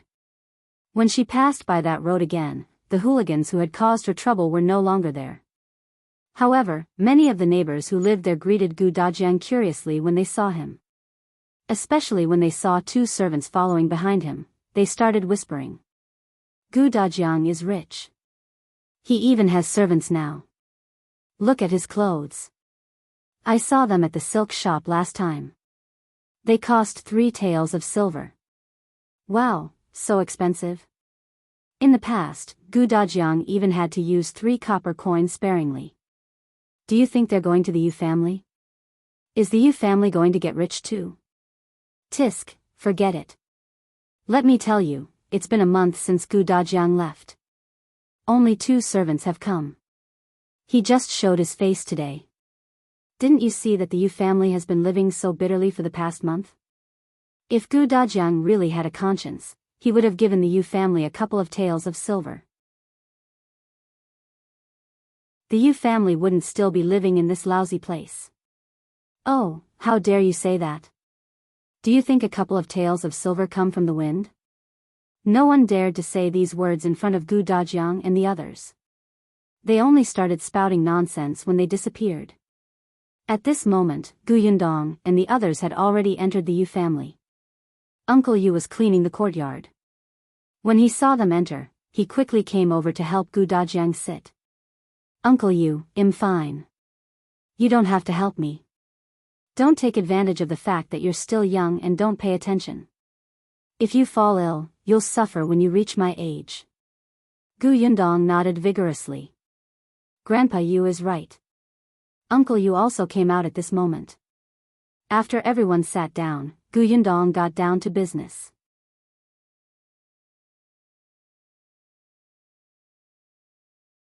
Chapter 492, The Yu family's decision. Grandpa Yu, have you considered it? Do you want to return to the Xianxia prefecture with us? Gu Yundong hoped that they would leave together. The Yu family did not have any relatives here. If they encountered any problems, they would be isolated and helpless. At the very least, they would be able to take care of each other when they went to the Xianxia prefecture. Moreover, the Yu family had taken care of her father for so long. She wanted to repay them no matter what. Uncle Yu and Uncle Yu looked at each other. A moment later, Uncle Yu wiped his face and said with a smile, Gu girl, Grandpa Yu thanks you for your kind intentions. However, we still want to stay in Wanqing prefecture. But, Uncle Yu waved his hand and interrupted her persuasion. I know you want to take care of us. I also believe that if we follow you to the Xianxia prefecture, we won't have to worry about food and clothing. Our lives will be much better than now. However, we can't rely on you for everything. Yes, your father received our help a few months ago, but we only gave him a place to live. Compared to the time when you sent a basket of food to save our lives, it's insignificant. Gu Yundong said, the basket of sweet potatoes I gave you was because you informed us in advance so that we could avoid the chaos. In that case, you should be the ones who saved us first. Uncle Yu laughed out loud. All right. If you want to calculate it this way, you won't be able to finish it. He was in a good mood and did not regret helping this young lady at all. There was a cause and an effect. The old saying was indeed true. Uncle Yu smiled, but very quickly, his expression became serious again. Gu girl, actually, there's another important reason why we didn't go to the Xianxia prefecture. As he spoke, his expression became a little sad. Back then, on the way to escape, my wife and my daughter-in-law didn't survive. Later, after we settled down in Wanqing prefecture, we moved their graves over and let them settle down. During the new year, we would visit them and burn something for them. If we went to the Xianxia prefecture, it would be a long journey. It would be difficult to see them. As he spoke, he wiped his face. I'm already so old. I don't know how much longer I can live. When I'm free, I can still go and talk to my wife. Don't let no one visit them when the time comes. If the grass on the grave grows to half the height of a person and there's no one to take care of them, they'll be so sad. On the way to escape, they starved to death to give us a bite to eat. How can we leave them behind now? In the end, Uncle Yu could not help but tear up. Gu Yundong panicked and quickly handed him a handkerchief. Yes, Grandpa Yu is right. I didn't consider everything. It's my fault. Uncle Yu quickly stopped his tears and smiled when he heard her words. What's your fault? You're a good child. You want Grandpa Yu to live a good life, but Grandpa Yu has 3 grown sons. How can he let a little girl who hasn't reached adulthood take care of him? Uncle Yu's eyes were also red. Although he was sad at the mention of his deceased mother and wife, he could still control his emotions. He only said with a slightly choked voice, That's right, Gu girl. Just take your father back in peace and don't worry about us. Let's work hard. Our lives will get better. The next time you come, we might all live in a big house. Gu Yundong smiled. All right, I'll wait. After a pause, she said, But if you don't follow us to the Xianxia prefecture, I have something to ask you for help with.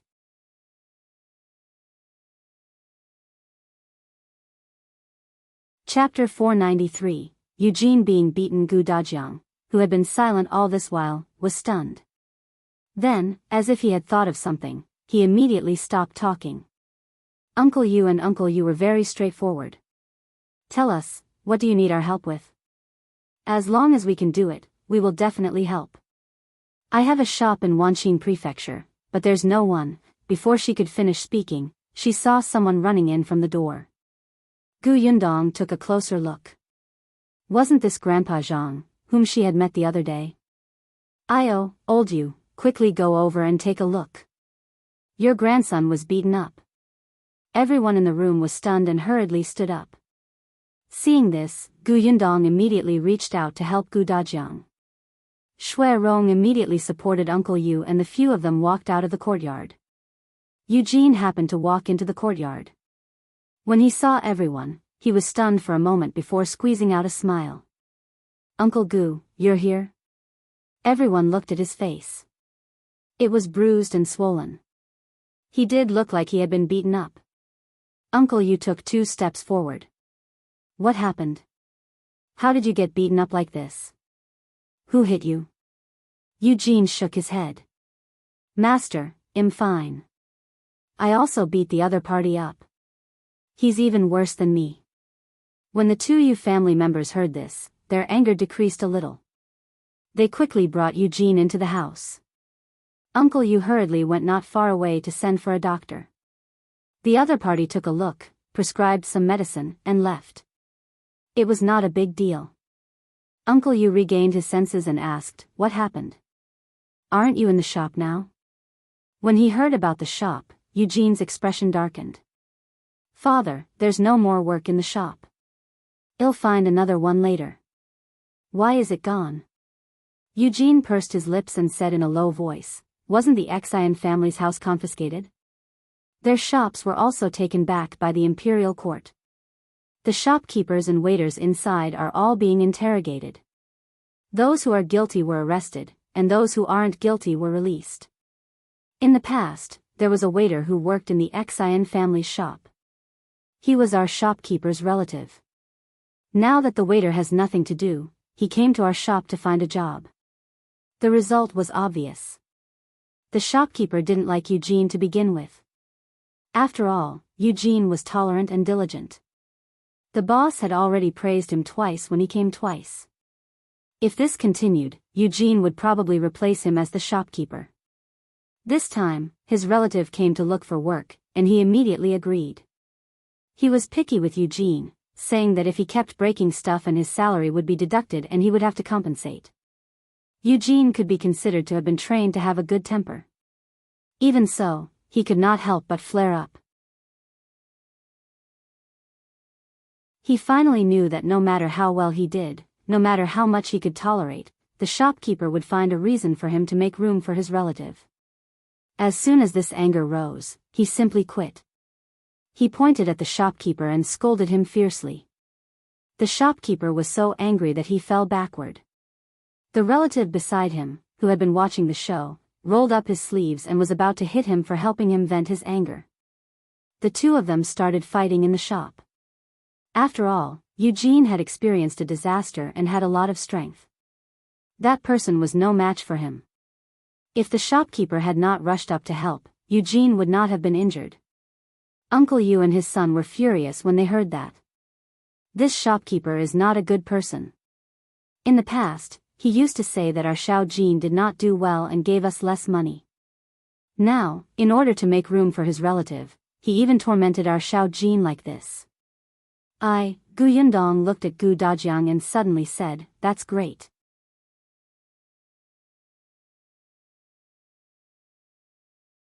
Chapter 494, What about me? The Yu father and son were speechless.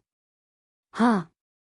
Uncle Yu asked uncertainly, Gu girl, do you mean that it's too good for Xiao Jin to hit the shopkeeper? No, I mean, it's great that brother Eugene isn't working in that shop. Everyone was speechless. Gu Yundong smiled. Actually, even if this hadn't happened to brother Eugene today, I would have asked him to quit his job in the shop. I've long heard that his shopkeeper is stingy and he doesn't earn much money. The shopkeeper doesn't do anything and only knows how to boss people around. The better brother Eugene does, the more others don't like him. How many years will it take for him to stand out in such a place? So I want to invite Brother Eugene, Uncle Yu, and Grandfather Yu to help in my shop. The three members of the Yu family widened their eyes and exclaimed, "Your shop?" "Yes." Gu Yundong said in embarrassment, "I just got a shop recently and haven't opened business yet. Actually, I was thinking that if you come back to the Shuanhe prefecture with us, they'll have to find someone else to help look after this shop. But I'm not familiar with the Wanqing prefecture. Uncle Yu knows many people, so I want Uncle Yu to introduce someone. Since you're not coming with us, I can ask you to help take care of the shop. To be honest, I only trust you here." The Yu family members looked incredulous. You mean, you want us to look after the shop?" "Yes, didn't Brother Eugene work in a grocery store? It just so happens that I plan to open a grocery store in my place." Gu Yundong actually wanted to open a shop selling all kinds of sweets, dried fruits, and preserved fruits, just like Gus in Fengkai County. However, this place was too far from Yongfu village. It would take a lot of time and money to transport the goods over. The cost was too high, and it was not worth it. At the very least, she had to wait until her business expanded and there was a workshop here. Later on, she even thought of opening a medicinal shop, but selling herbs required a professional. Moreover, the preparation of the medicinal shop at the beginning would take too much time. After thinking about it, he could open a grocery store first. Firstly, it could help the Yu family. After all, Eugene had experience and it was convenient for him to do this. Secondly, Uncle was actually quite a loyal and talkative person. He had only been in Wanqing prefecture for half a year, but he knew many people from all walks of life and had channels to buy goods. Previously, it was because Uncle Yu had introduced a cheap supply channel to the grocery store where Eugene was working that Eugene caught the eye of the boss and received the boss praise, causing the shopkeeper to be dissatisfied. Thirdly, it was easy for the grocery store to change business. Gu Yundong had seen that the location of the shop was very good. In the future, when her business grew and she had a workshop here, she could still sell canned candy inside. It would be easy for the grocery store to change business. After the Yu family heard what she said, they could not come back to their senses for a long time. They knew very well that Gu Yundong was clearly helping them, but she kept saying that they were the only people she could trust. This made them unable to find a reason to refuse. "Uncle Yu, just agree. Otherwise, Yundong really doesn't know who to look for. I'm also in a hurry to go home and see my wife and kids. If Yundong's shop isn't settled, we won't be able to leave." Gu Dajiang also persuaded them. Since they had already said this, the three members of the Yu family immediately gritted their teeth and nodded. "All right, then we'll help you look after this shop." "What about me?" At this moment, a faint voice suddenly came from behind.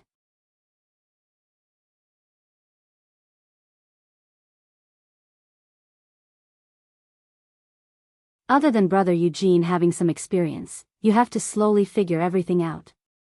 So for the first few months, it will be hard to tell if you'd make a profit. If you lose money and we give you a high monthly salary, you'll definitely feel bad, right? The Yu father and son looked at each other. Gu Yundong spoke logically and she was eloquent. In the end, they decided on the dividends. In the end, she said, "By the way, that shop has a backyard. It's quite big. You guys can move in there. Firstly, it's convenient. After all, this place is a little far. Secondly, there will be people guarding the shop. It's safer." Uncle Yu sighed inwardly. Seeing that she was smiling as if she would not give up if he did not agree, he smiled and nodded. "You, Gu girl, can we take a look at that shop?" "Sure."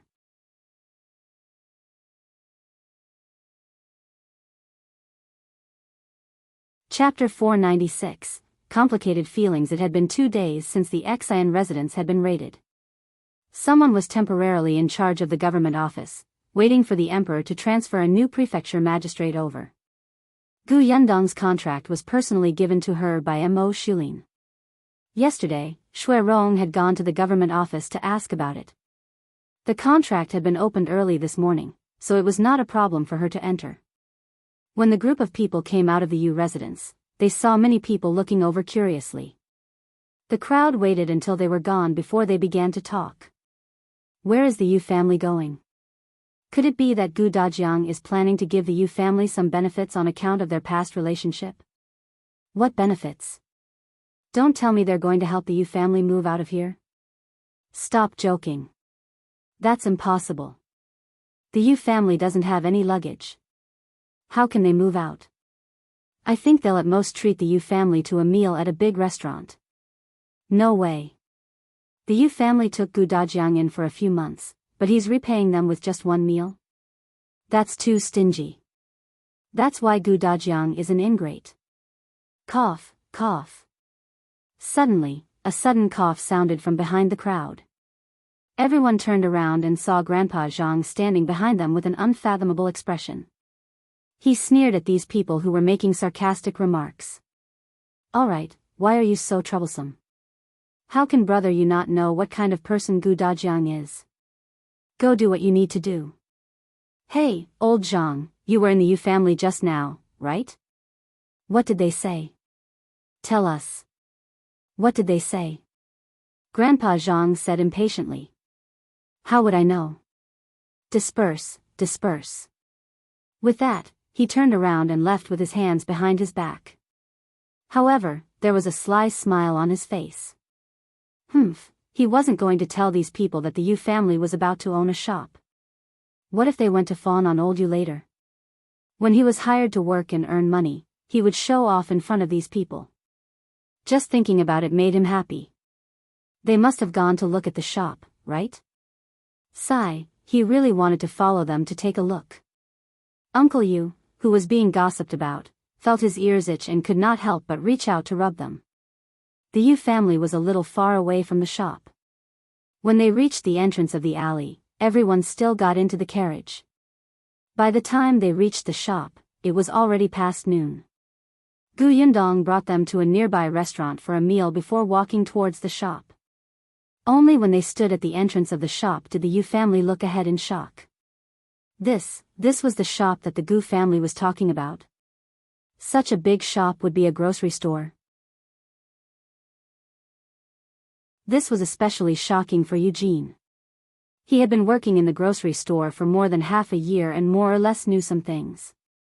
This was the busiest street in the entire Wanqing prefecture. This shop was at least twice the size of the one he stayed in. Most importantly, this used to be the silk shop of the Xian family. It was the place where the relative of the shopkeeper who ran to snatch his job this morning had worked. He never expected that the person who had arrogantly chased him out and told him to go back and do manual labor would now swap places with him. At this moment, Eugene's feelings were exceptionally complicated. What made him feel even more complicated was that he knew very well that with such a shop in such a place, no matter what business he opened, as long as he did not seek death, he would not lose out even if he did not have experience.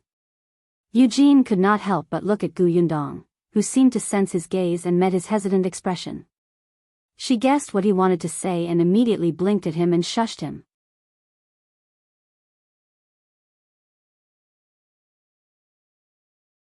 Chapter 497. All excited then, Gu Yundong called for everyone to go inside. The shop used to be a silk shop, but everything inside had been emptied. Those were also the assets of the Xian family. Naturally, they were taken away by the officials. However, there were still some fabrics that had been cut and left behind. They were still placed on the cabinet. Uncle Yu couldn't help but widen his mouth when he came in. Yundong, is this the shop you mentioned? Yes. It's huge. Gu Yundong looked at the empty room in front of her and was very satisfied. At least, it was much better than her shop in Fengkai County. However, one was a county city and the other was a prefectural city. It was normal for there to be differences. This is the first time I've come in to take a look. It's indeed quite big. However, we're a grocery store. If we place a lot of things, it'll naturally be small. In fact, grocery stores occupied the most space. Just look at modern supermarkets. They sold everything. When there were a lot of items, the place would be instantly full. Let's go to the backyard. Gu Yundong held Gu Dajiang's hand. Gu Dajiang was also very excited. This was his shop. Yes, it would be Yundong's dowry in the future. Although it was a little far from home, it was still a shop in the prefecture capital, and it was so big. He happily followed Gu Yundong to the backyard. The backyard of the shop was not small either. There were 3 rooms. In addition to the kitchen and outhouse, there was also a storeroom used to keep things. There was more than enough room for the 3 members of the Yu family here. It was much better than the previous small courtyard. There was ready-made furniture in the room. The bed, cabinet, and desk were all very neat. The Yu family could use them now. In the future, when they had money, they could buy new furniture if they didn't like it. However, Gu Yundong felt that the Yu family was used to being thrifty and would not change it unless it was time for Eugene to get married. The kitchen doesn't seem to be used much. It's still considered clean. Gu Yundong came out of the kitchen. It'll be convenient to cook here after you buy the ingredients. Uncle Yu smiled until his face was full of wrinkles. He was very excited. Yundong, don't worry. We'll do our best. His eyes were shining with enthusiasm and confidence for the future. Uncle Yu also nodded repeatedly. He touched the pillar at the side lovingly and walked back and forth in the courtyard twice. Actually, Gu Dajiang also wanted to touch it, but he was supported by Gu Yundong. His hand was held tightly, and he could not move his feet. He felt frustrated. After Eugene looked at the backyard, he started to roll up his sleeves. Father, I'll go to the front to clean up the shop now.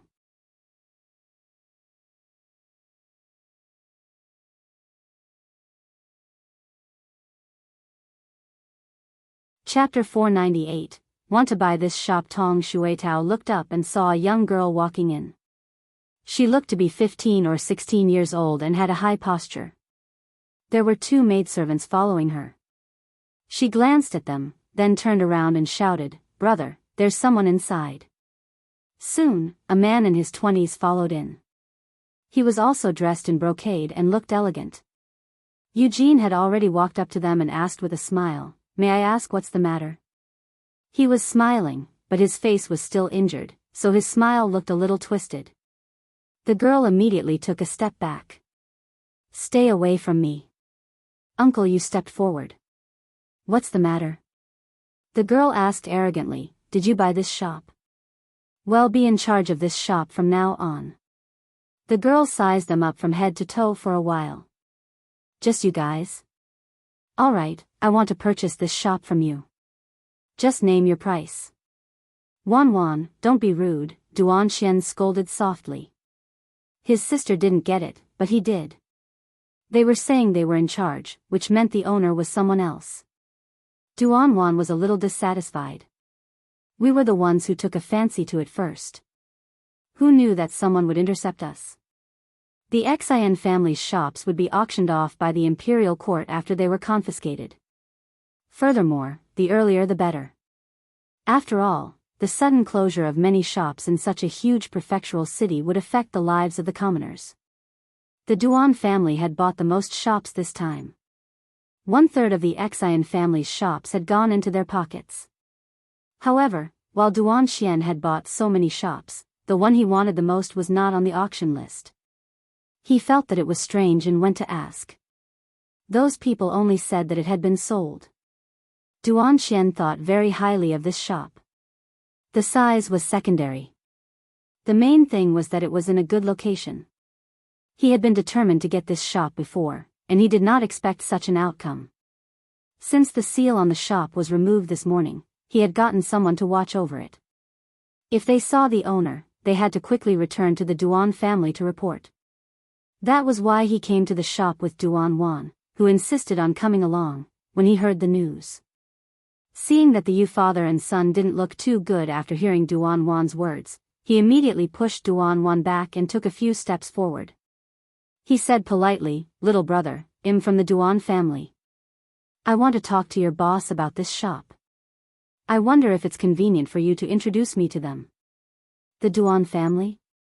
Uncle Yu and Eugene were naturally not unfamiliar with the Duan family.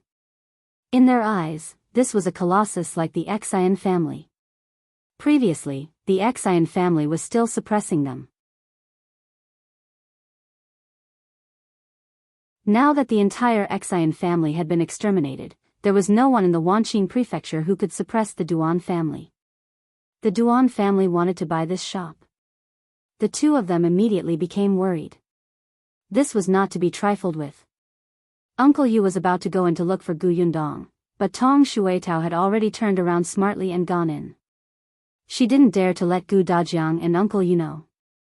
She could only whisper into her Miss' ear, "Miss, there are two people outside who call themselves the Duan family's young miss and young master. They want to buy our shop." The Duan family? Gu Yundong raised her eyebrows. When she saw Gu Dajiang looking over, she quickly said, "Father, chat with Grandpa Yu first. I'll talk to Uncle Yu and the others about how to set up this shop and repair it." When Gu Dajiang saw Tong Shuitao's expression just now, he knew that it was definitely not that simple. However, he was afraid that Uncle Yu would be worried, so he did not say anything and only nodded. Gu Yundong gave Shui Rong a look and asked him to watch the two of them while she brought Tong Shuitao to the shop in front.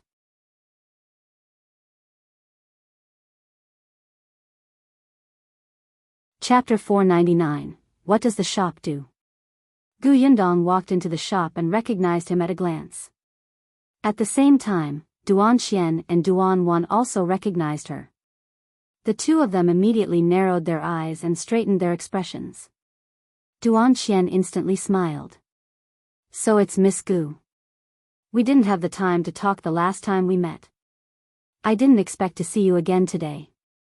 The father and son of the Yu family were surprised. The Gu girl actually knew the eldest young master of the Duan family? Gu Yundong smiled. "I heard that young master Duan wants to buy our shop." Duan Qian sighed inwardly. After seeing Gu Yundong, he knew that there was not much hope. Others might consider the Duan family's status and sell the shop to them if they were unwilling to offend the Duan family. But this Miss Gu. Actually, after Gu Yundong left that day, he had asked Am Mo Xulin about her background. Am Mo Xulin only said, "She's not a big shot. She doesn't have any background. However, I don't dare to offend her. Oh, and it's also because of her that your family can do this sugar business. So if you see her next time, stay away." Duan Xian had yet to recover from the shock of this girl being associated with the sugar business when he was stunned by Am Mo Xulin's incoherent words. Since she didn't have any background, why didn't he dare to offend her? If he had a sugar business because of her, why shouldn't he say thank you when he saw her? Instead, he had to stay far away. However, Am Mo Xulin did not say anything else. Others also kept their mouths shut even when he asked them.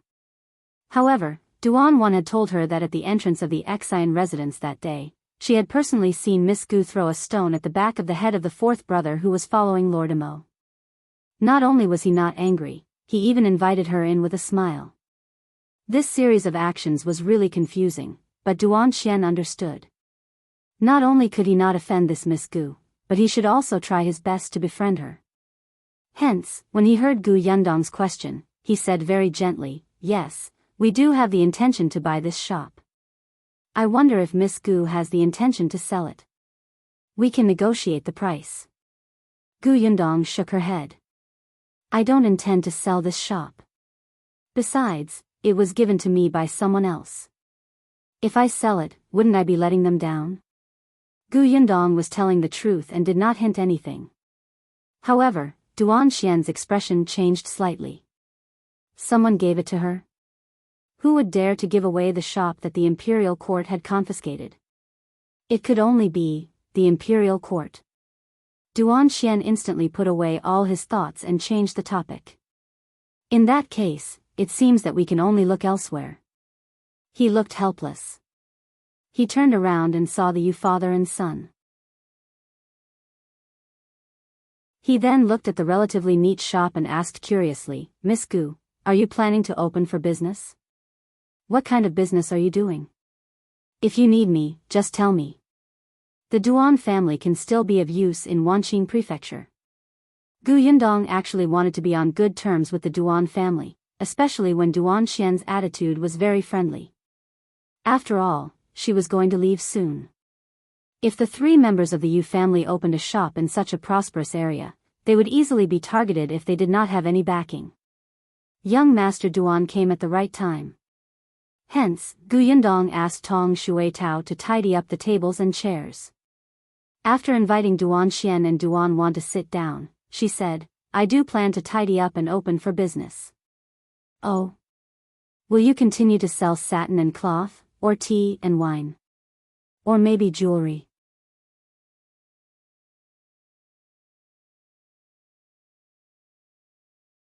Chapter 500. Gu Yundong is not an ordinary person. Gu Yundong was silent. Is that all you can think of? She looked at Duan Xian and his sister, whose eyes were curious, and said, It's going to be a grocery store. Duan Xian was speechless. The commotion on the street outside was a little loud, and he didn't seem to have heard her clearly. Duan Wan stood up directly. What did you say? A grocery store? You're using such a good shop in such a good location as a grocery store? Duan Xian suddenly reacted and pulled her. Wan, don't be rude. Duan Wan snorted angrily and suddenly turned her head away, not saying anything else. Gu Yundong laughed. It's precisely because the location is good that it's used as a grocery store. I looked at the entire street. There are only 2 grocery stores, and they're small and incomprehensive. People need it urgently. Duan Xian thought for a moment. He had really not noticed this.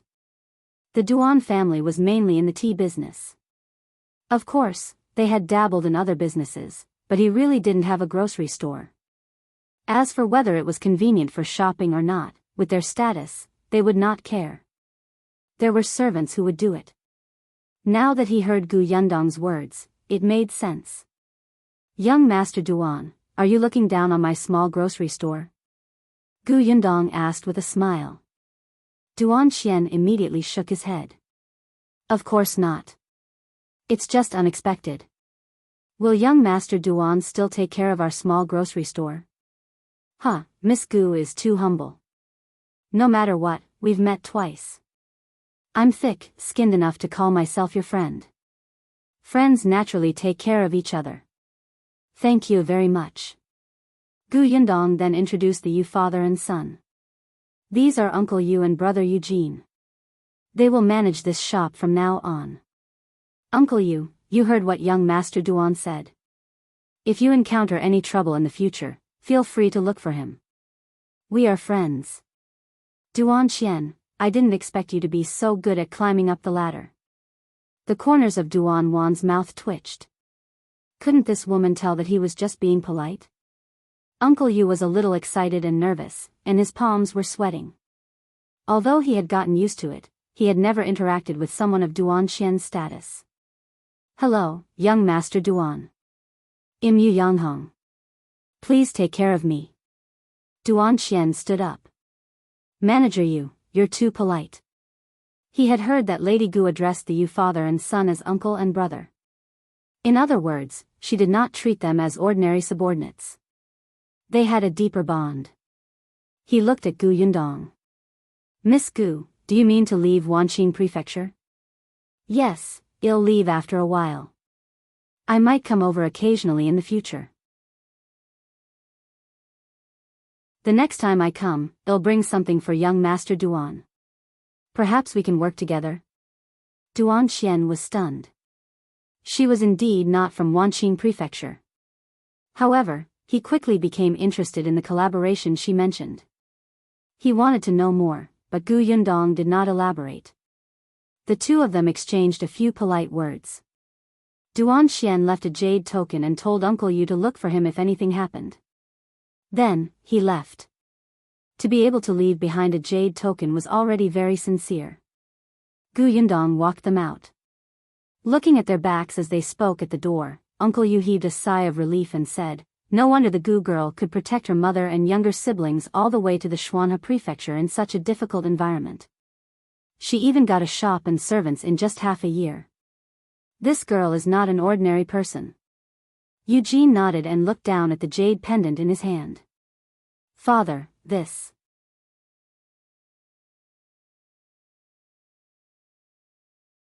Chapter 501, Shop Sections. Uncle Yu also took a look, then carefully put away the jade token. This jade token is a favor from the Duan family. It can only be used for a limited number of times. If we can solve the trouble, well, solve it ourselves. Unless we really have no choice, we won't look for the Duan family. Eugene understood, but the fighting spirit in his heart was getting higher and higher. That's right. The younger sister of the Gu family was 2 years younger than him, but she was so capable. Now that his starting point was already so high, he would definitely be able to achieve something. Gu Yundong returned and saw that Uncle Yu and his son had begun to clean the shop diligently again. She went to the backyard. Gu Dajiang had been very worried about what had happened in front of the shop.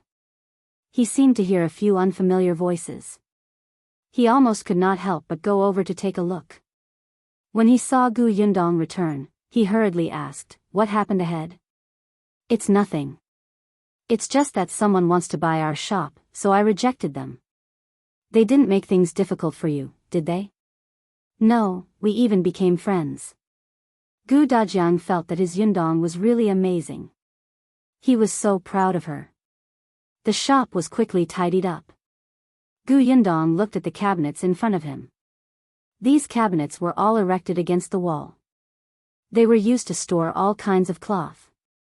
Now, they could be used to store bottles and jars, so it was not easy to bump into them. The shop also sold ready-made clothes. There were a few shelves made of wooden poles to hang clothes. Now, they were placed there to hang dried meat and fish. There was also a cubicle next to it for fitting. However, in this day and age, there were not many people trying on clothes outside, so this cubicle was piled with some things. What Gu Yundong meant was that the cubicle could be torn down so that the space could become larger. At that time, they could split the entire shop into several areas. Foods such as oil, salt, soy sauce, vinegar, rice, ginger, garlic, wine, tea, and snacks would all be placed in this area. There was an area for daily necessities. There were pots, pans, knitted shoes, hats, bamboo baskets, boxes, various tools, cheaper brushes, ink, paper, and inkstones, as well as kites and spinning tops for children. In that case, the space was even a little small. However, in the beginning, they would do it one step at a time. It was just that with so many things, if he wanted to tidy them up, he would need to build a few cabinets and shelves. Gu Yundong thought of Carpenter Tan. Although he did not like to talk, he was efficient. She handed this matter to Uncle Yu. They were familiar with Carpenter Tan. The group of people planned the shop. Everyone would write down any good suggestions they thought of. Everyone would express their opinions and consolidate them when the time came. In the end, when the proposal was out, the shop could be renovated. After the discussion, everyone realized that it was already very late. The sky was about to darken. However, everyone still felt unsatisfied. The sense of accomplishment of slowly filling the empty shop with everyone's thoughts made them feel especially satisfied. Gu Yundong led everyone to eat, then asked Shui Rong to drive Uncle Yu and the rest back in a carriage. The 3 members of the Yu family were very excited. Not only did they talk about this along the way, but Uncle Yu had also thought of where to buy the cheapest goods. When they reached home, Uncle Yu did not even enter the house. He went straight to Carpenter Tan's house. Uncle Yu thought for a moment and did not go back. He turned around and entered Grandpa Zhang's courtyard next door. Grandpa Zhang and his family were having dinner. Seeing him come in, Grandpa Zhang started to tremble. He quickly moved a stool for him. "Yangheng, are you here too?"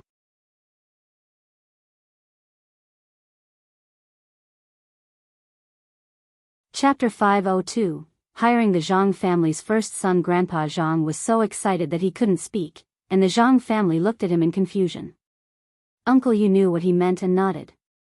"We went to see that shop today. It's indeed not bad. It's a little far from here, but it's fine, it's fine. Distance is not a problem. It's still in the city."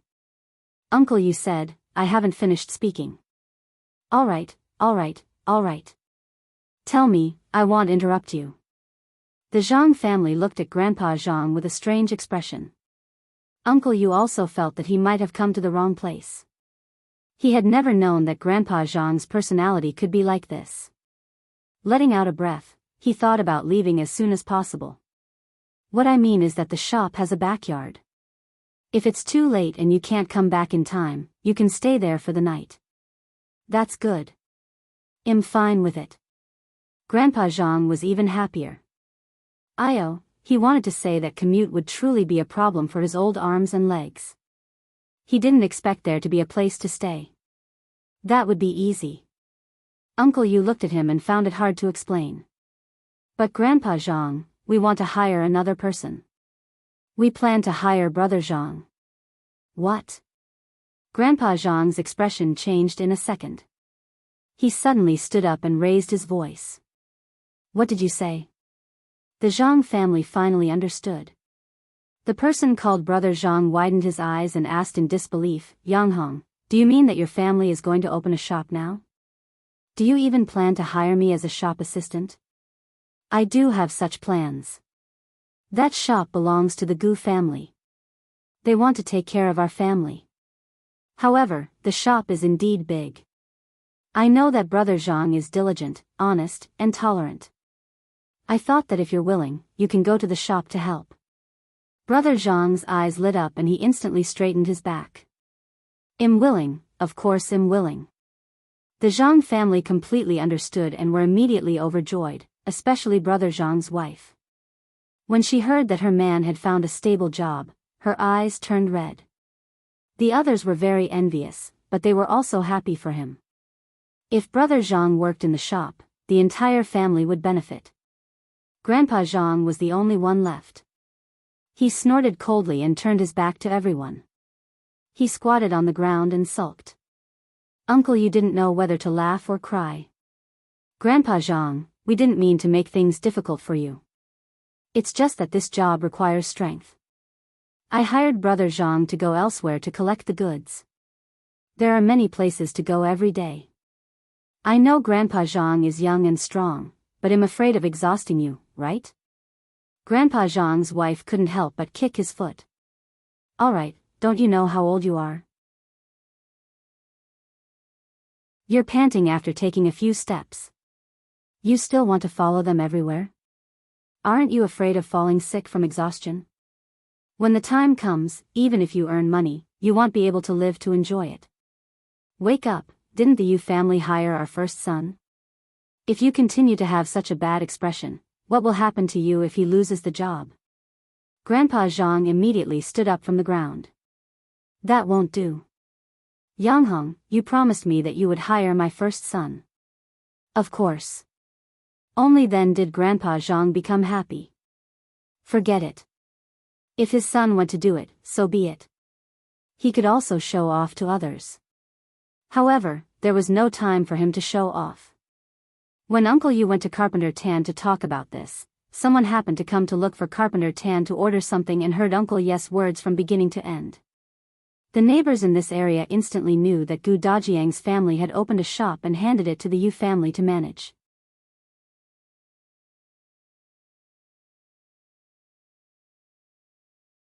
Chapter 503, Barraged. More importantly, this shop was located in the center of the prefectural city. It was the best location in the city. It was said that the shop was very big, the size of 2 grocery stores. Alright, everyone was in an uproar.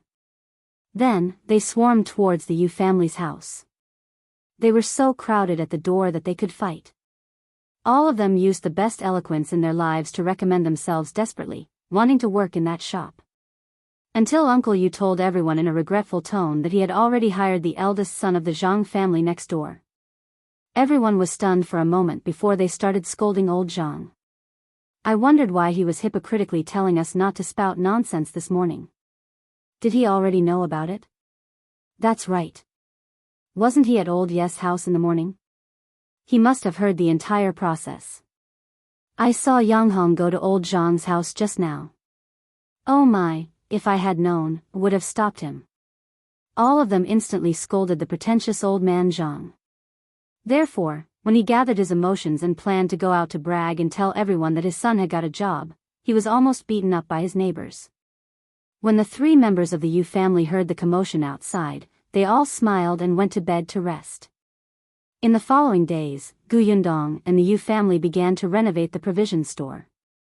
The eldest son of the Zhang family also came to help. He was indeed diligent. Carpenter Tan sent over all kinds of sturdy shelves in a few days. Everyone was in high spirits and set them up one by one.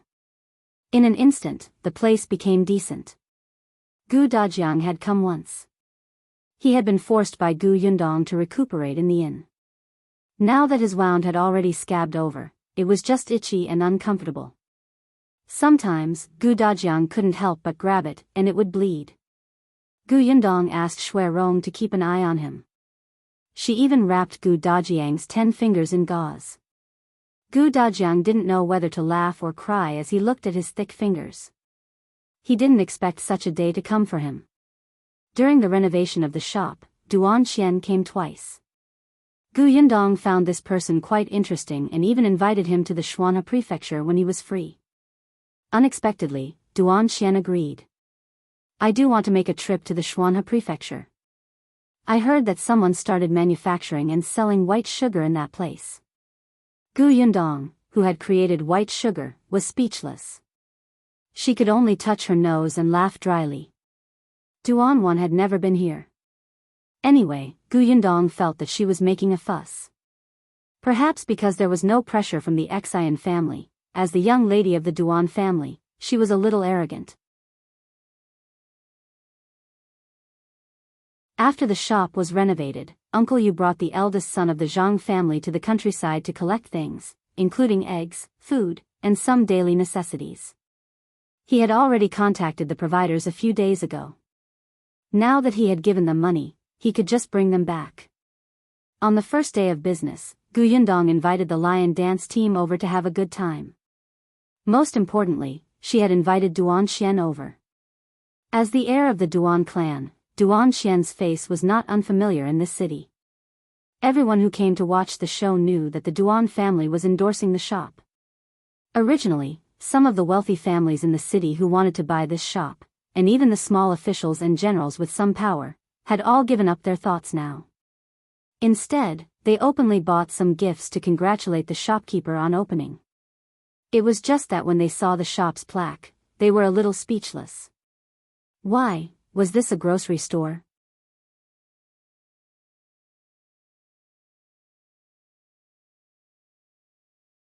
Chapter 504, Leaving. Why wasn't it a slightly higher-end shop? Everyone was puzzled, but this did not stop the grocery store's business from booming. It was only the first day and there was already an endless stream of people coming and going in the grocery store. When it was time to settle the accounts at night, they actually earned 100 taels of silver. This was a grocery store. The profits were not high to begin with, but there was actually such a gratifying result in a day. Nowadays, Eugene was the one who kept the accounts in the shop. Uncle Yu did not know many words, so it was too difficult to keep the accounts. The Yu family was overjoyed. Seeing how excited they were, Yundong simply brought everyone to the restaurant for a meal to celebrate. Of course, it could also be considered as a farewell party. She planned to leave. When the Yu family heard this, their joy decreased by more than half. Uncle Yu frowned even more. You're leaving just like that? Isn't that a little too fast? Has Dajiang recovered from his injuries? Didn't you say last time that he would need to recuperate for half a month? That's right, girl. Why don't you stay for a few more days? This shop has only opened for a day. You have to wait until it stabilizes before going back, right? Sister Gu, I'm a little uncertain now that you're leaving. Even the eldest son of the Zhang family, who had always been very quiet, put down his chopsticks and advised, wait a few more days. Yundong laughed. You're too humble. Although I was in the grocery store today, I didn't speak or help from the beginning to the end. No matter what happened or who you met, you were the ones who were busy. Moreover, you were methodical and clear. I think it's very impressive. You can do it. But, it was too sudden. Perhaps they had been too engrossed in chatting previously and working together to come up with ideas. Unknowingly, so many days had passed. They did not realize that the Gu family was about to leave. In the end, Uncle Yu waved his hand. Forget it. Your home is in the Xuanhe prefecture, and your family is there. Dajiang has been longing to see his wife and children. He has been waiting for so long. If not for the fact that he needs to recuperate, I think he would have rushed back. Especially these few days, he keeps saying that he has recovered. He's extremely anxious. Gu Dajiang felt a little embarrassed by his words, but he really missed them. He had not seen them for more than half a year. He wondered if they had forgotten about him. The meal was a little sad. Before leaving, Gu Yundong told Eugene about his aunt and uncle, as well as his uncle, who were still missing. I've pasted their portraits on the notice board. I'll leave 2 for you. The address on this is the grocery store. If anyone comes looking for me, send me a letter. Eugene took the portrait carefully. Don't worry, Sister Gu. I'll get my father to ask around when he collects goods. If there's any news, I'll inform you immediately. Thanks a lot. Eugene pursed his lips. We should be the ones thanking you. Sister Gu, take care. I'll keep an eye on this shop and record the accounts. I'll wait for you to come back and review them. Okay. Gu Yundong laughed. After leaving the restaurant, the two sides parted ways. After returning to the inn, the few of them began to organize their things, planning to leave Wanqing Prefecture the next day. Hearing that they were leaving, the waiter of the inn was actually a little reluctant. After all, they had already stayed here for a month and a half, and Miss Gu was a generous person. If he helped her, he would be rewarded with silver. He had already cultivated a deep friendship with her, and he almost thought that they were living in the inn forever.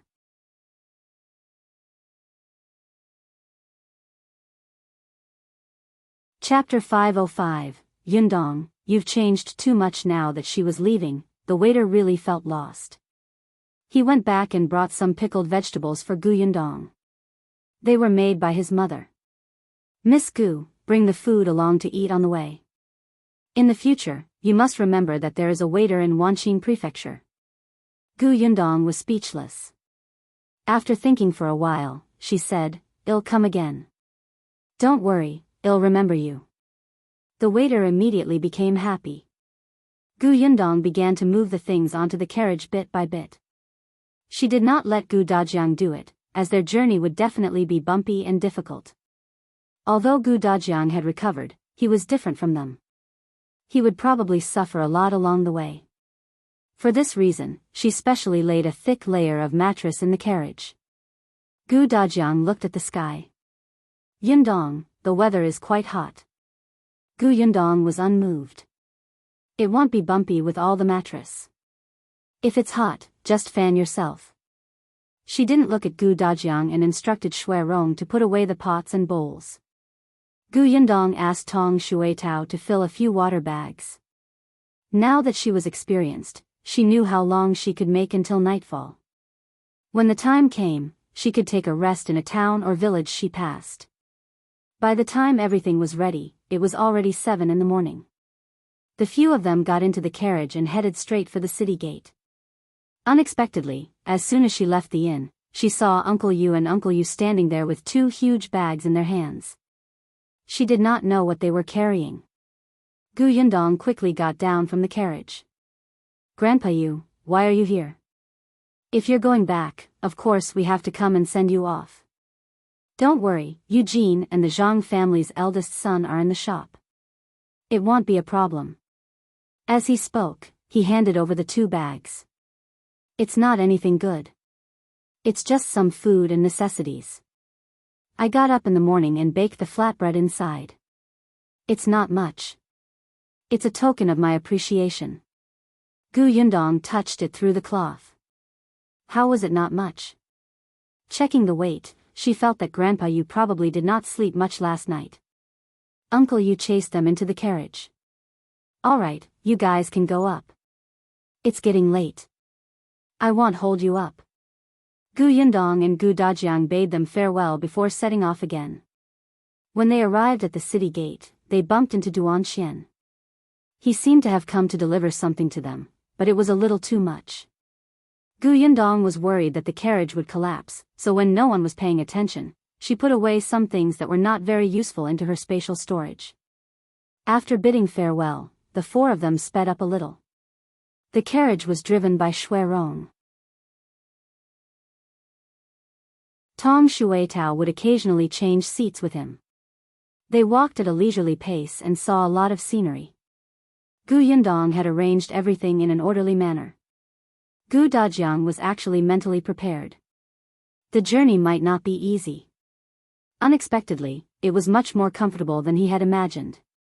Gu Yundong still followed the doctor's instructions.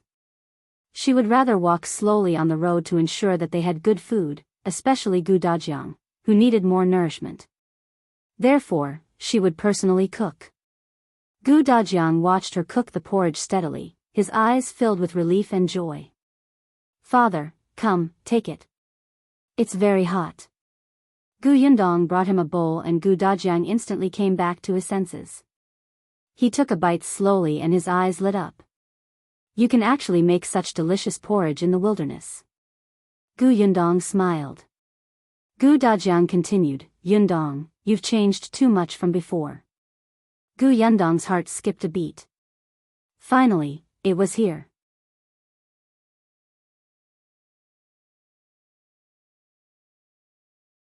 Chapter 506. So, the same person. Gu Yundong's fingers paused and she heaved a sigh of relief in her heart.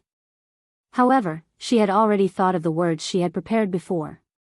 Unexpectedly, before she could speak, she heard Gu Dajiang sigh faintly. "Indeed, that person is right. You have really grown up." Gu Yundong was speechless. What did he mean? "Father, that person? Who was it?" Why did it feel like she couldn't use the words she had thought about 100 times? Gu Dajiang took another sip of porridge before saying, "That person was a traveling Taoist priest. He was especially capable. I had been studying for a few years and didn't really believe what these people say. If you hadn't cried too hard back then and couldn't be put into sleep no matter what, and the doctors couldn't do anything, I wouldn't have listened to him." Gu Yundong was a little confused. Wait, what did that mean? Gu Dajiang explained to her, "Your mother was beaten up by Madame Zhao until she gave birth prematurely." He no longer called the two people from the Gu family his parents.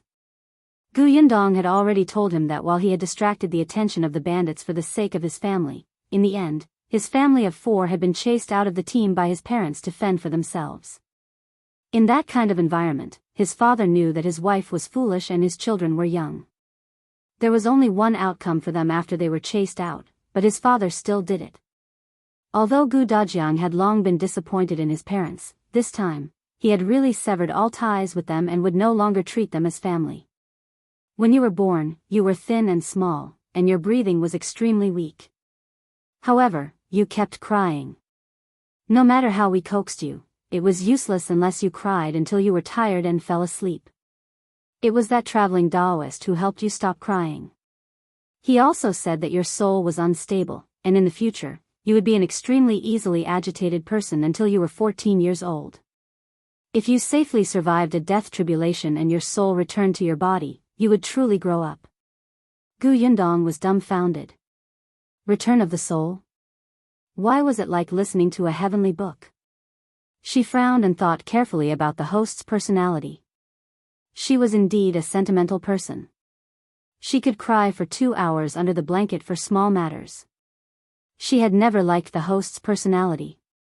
She felt that if she didn't stand up for herself in such an environment, how could she not be bullied? She had been very puzzled. With Gu Dajiang's personality, how could he have raised such a fragile daughter?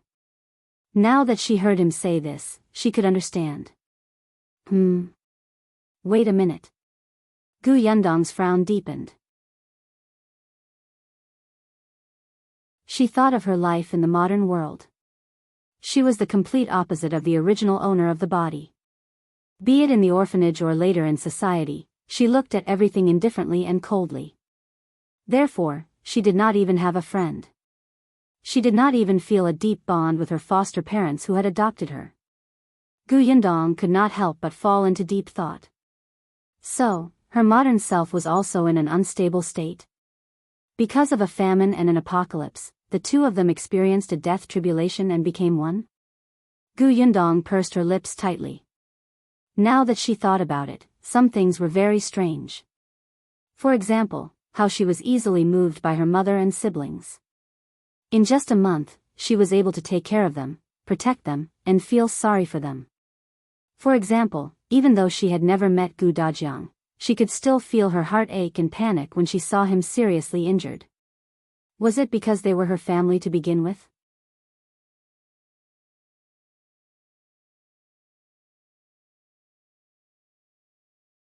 That little girl is gone, Yundong, what's wrong? Dajiang saw that she was silent and didn't know what to think. He shook her worriedly. Yundong suddenly came back to her senses. When she looked at Dajiang again, her emotions surged and she could not calm down for a long time. After a long time, she took a deep breath and smiled brightly. Father, it's so good to have you around. Dajiang grinned and patted her head. I should be the one saying that. Yundong, I'm very glad that you survived that calamity. You're still here. I'm so happy that I don't know what to say. What Dajiang was most afraid of was that she wouldn't be able to survive the death tribulation at the age of 14. Now that everything was in the past, Yundong would be safe and sound in the future and live a long life. Yundong let him touch his head. Tears welled up in her eyes. It was great. Really, these were her parents and her family. She did not occupy anyone else's body. All of this was hers to begin with. It turned out that she was not alone. Not far away, Shuirong and Tong Shuitao could not help but look at each other when they saw that the two of them were a little sad. They stayed far away and did not ruin it. After eating the porridge, the group set off again. Perhaps because they had finally talked about it, Yundong was not as restrained as before. Their relationship seemed to have taken a step closer. However, seeing that they were getting closer and closer to the Xianxia prefecture, Yundong could no longer hide the things that she had kept to herself. Dajiang acutely noticed that she had been hesitating for the past few days. Actually, Dajiang had a feeling that Yundong had something to say. She had always told him happy things, but how could everything go according to plan in life? He sighed slightly. If you have something to say it. I'm not someone who can't take things. Yundong looked at him and finally said, when we were chased away by the old Gu family, younger uncle was sent away by them. When younger uncle returned and did not see us, he also left the old Gu family. Until now, his whereabouts are still unknown. The carriage slowly moved forward. Shuirong was driving the carriage outside, and Tong Shuitao was sitting on the shaft. Only Yundong's soft voice could be heard in the carriage. There's also eldest aunt's family. Eldest aunt and uncle have been separated from Mulan and Yuanji. Cousin Mulan is dead. Dajiang's body trembled slightly. His eyes widened, and his breathing quickened. After a long time, he calmed down slightly, but his voice was slightly hoarse. Then, what about Yuanji? Yuanji was brought back to the Yongning prefecture by Ding Jincheng and sent to the Gu family. The last time I went to the Yongning prefecture to look for you, I saw that he wasn't doing well, so I made a plan to bring him out. He's at our house now, going to school with Yunshu. It's just that I don't know where eldest aunt and the others are. Dajiang clenched his fists tightly and lowered his head. He didn't speak for a long time. Father, I'm fine. Dajiang waved his hand. I'm already mentally prepared. It's fine. How many people had died on the way to escape? He was very clear about it. However, Bien Mulan's death still made him feel heavy-hearted. He seemed to still remember the little girl who hugged his thigh and called him uncle. In the blink of an eye, she had grown up and gotten married. When she saw him, she still obediently called him uncle. She even said that when she gave birth, she would ask him to give the child a nice name and teach the child how to read in the future. However, the child was nowhere to be seen, and even she was gone.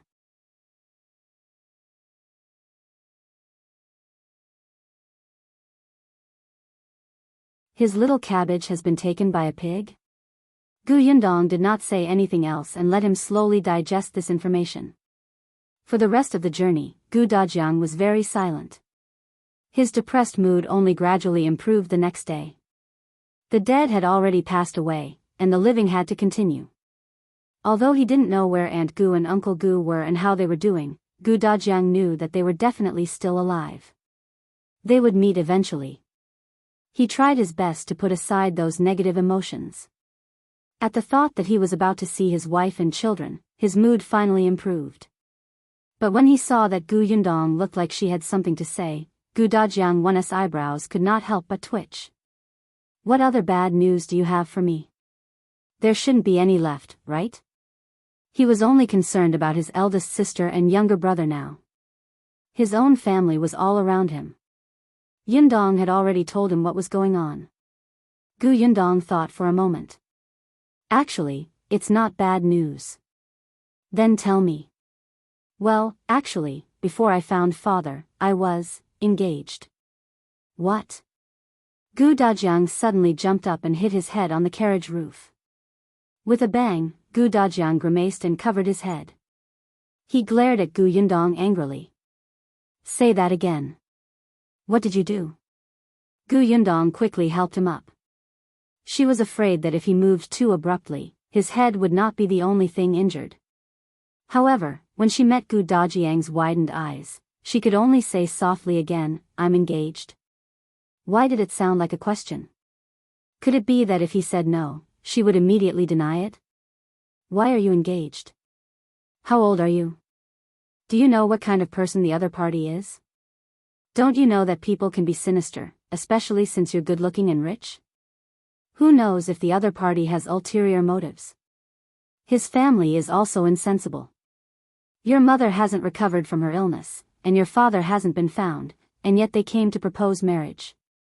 They're bullying you for being young and ignorant without an elder to take care of you. No, I don't agree to this marriage.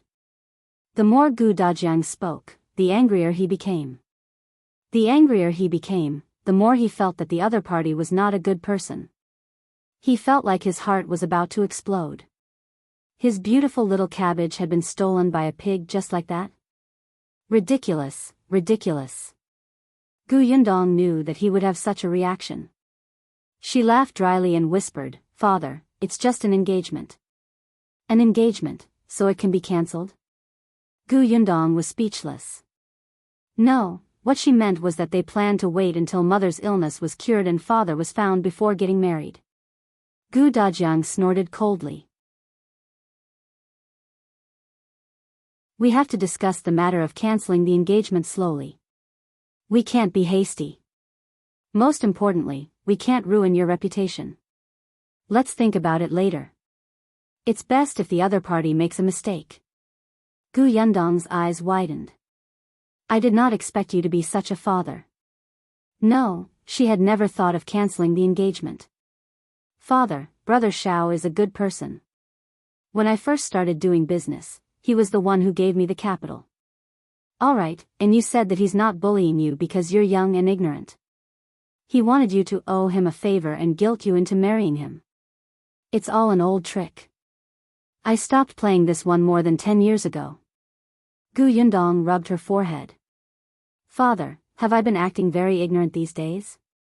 Was this the meaning of father-in-law becoming more and more displeased with his son-in-law? Stopped playing this one more than 10 years ago. Could it be that her father had used it before? Gu Yundong's suspicious gaze landed on Gu Dajiang. She wanted to ask him how he got together with her mother back then.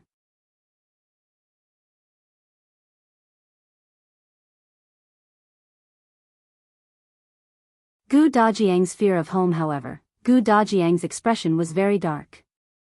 He didn't realize what he had just said. He was still muttering indignantly, that Xiao Qingyuan cannot be a good person.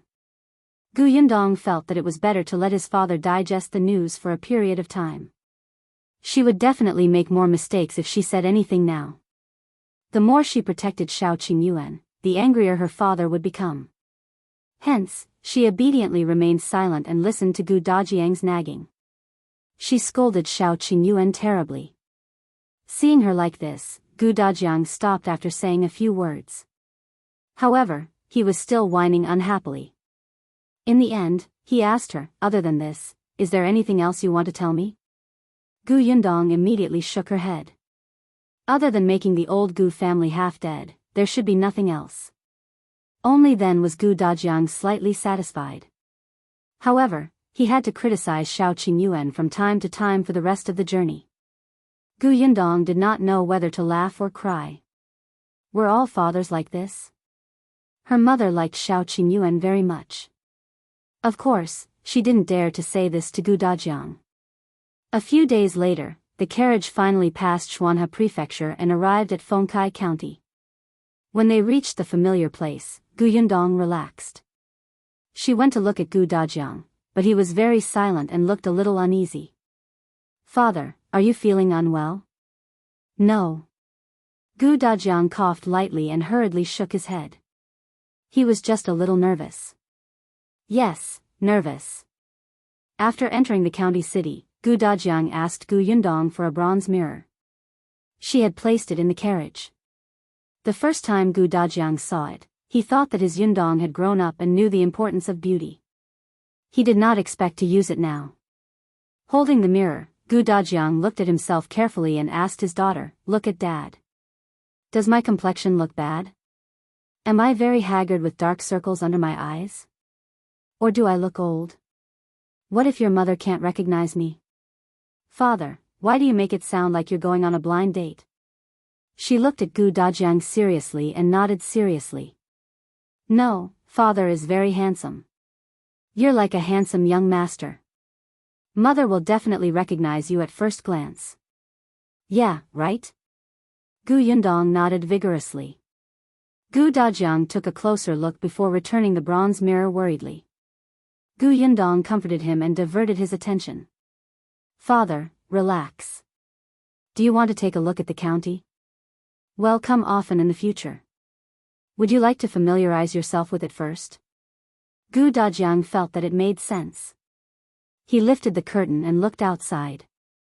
He even reminded Shui Rong, who was writing, "Slow down and take a look at the county city. Don't go to the wrong place in the future." Gu Yundong was speechless. Only Tong Shuitao was excited. As if she had returned to her territory, she excitedly introduced the scenery by the roadside to them. Gradually, the carriage approached Gus.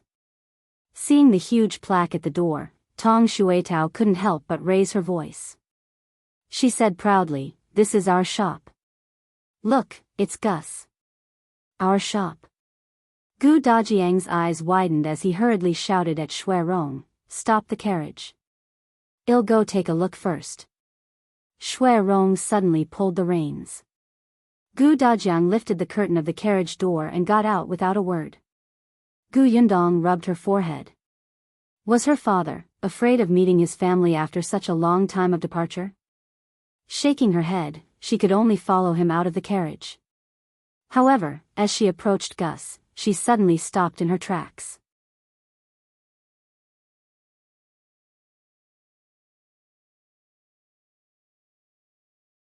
Gu Dajiang checking the account book. Gu Yundong squinted at the shop next door. When did a pharmacy appear here? Wasn't it a snack store in the past? She couldn't help but take a few more glances. Gu Dajiang had already strode into Gus. Zhuangzi was diligently wiping the table. He did not even care about the sweat on his forehead. The boss had said that the most important thing in the food business was to be clean and tidy. If he worked hard and strove to achieve good results, he might be able to become a shopkeeper and reach the peak of his life. Gu Dajiang's footsteps sounded as he entered. Zhuangzi suddenly turned around and immediately welcomed him. "Sir, what do you want to buy? We have the most high-end white sugar in our shop. It's exclusive in the entire Fengkai County. There's also canned dried fruit and jam. Look, they're not expensive." Everyone who has eaten them says that they're delicious. Zhuangzi saw that the stranger was unfamiliar and looked around the shop curiously when he entered. He knew that this was his first time here. He immediately introduced everything to him excitedly, hoping that the man could make a big deal for him. After all, the other party looked quite rich, right? Before Gu Dajiang could speak, Gu Yundong entered from behind. When Zhuangzi saw her, his eyes widened and he took a few steps forward excitedly. Boss, you're back?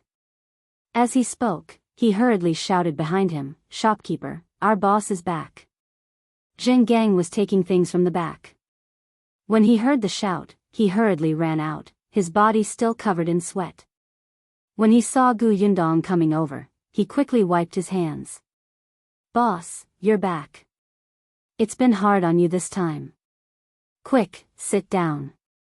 I'll pour some tea. As he spoke, he ran off excitedly. One could tell from the smile on his face that he was very excited and happy. Zhuangzi had already finished wiping the chair. Gu Yundong helped Gu Dajiang over and introduced, This is my father, Gu Dajiang. Zhuangzi was stunned and said in shock, Boss, you found him? Yes.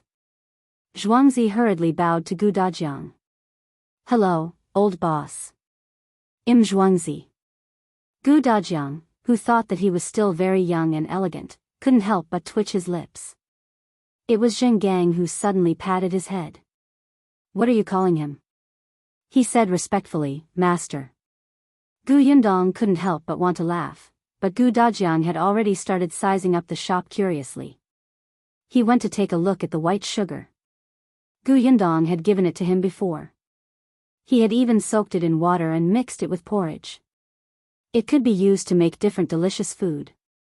Looking at these white sugar particles, Gu Dajiang still found it unbelievable. This was actually created by Yundong. What a great invention.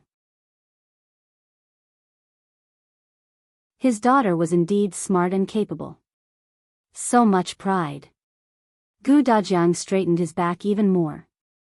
Then, he looked at the cans, dried fruits, and other things. Zhuangzi eagerly introduced them to him and even gave him some to try. Zhang handed the account book to Gu Yundong.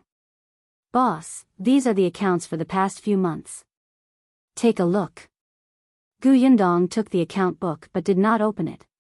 Instead, she handed it to Gu Dajiang, who was walking over. Father, you used to be an accountant. Are you going to check this? Let me see. Gu Dajiang's interest was piqued. It had been a long time since he had touched an account book. Holding his own account book now felt like a dream. Zhuangzi brought him a chair. Gu Dajiang sat down and flipped it over.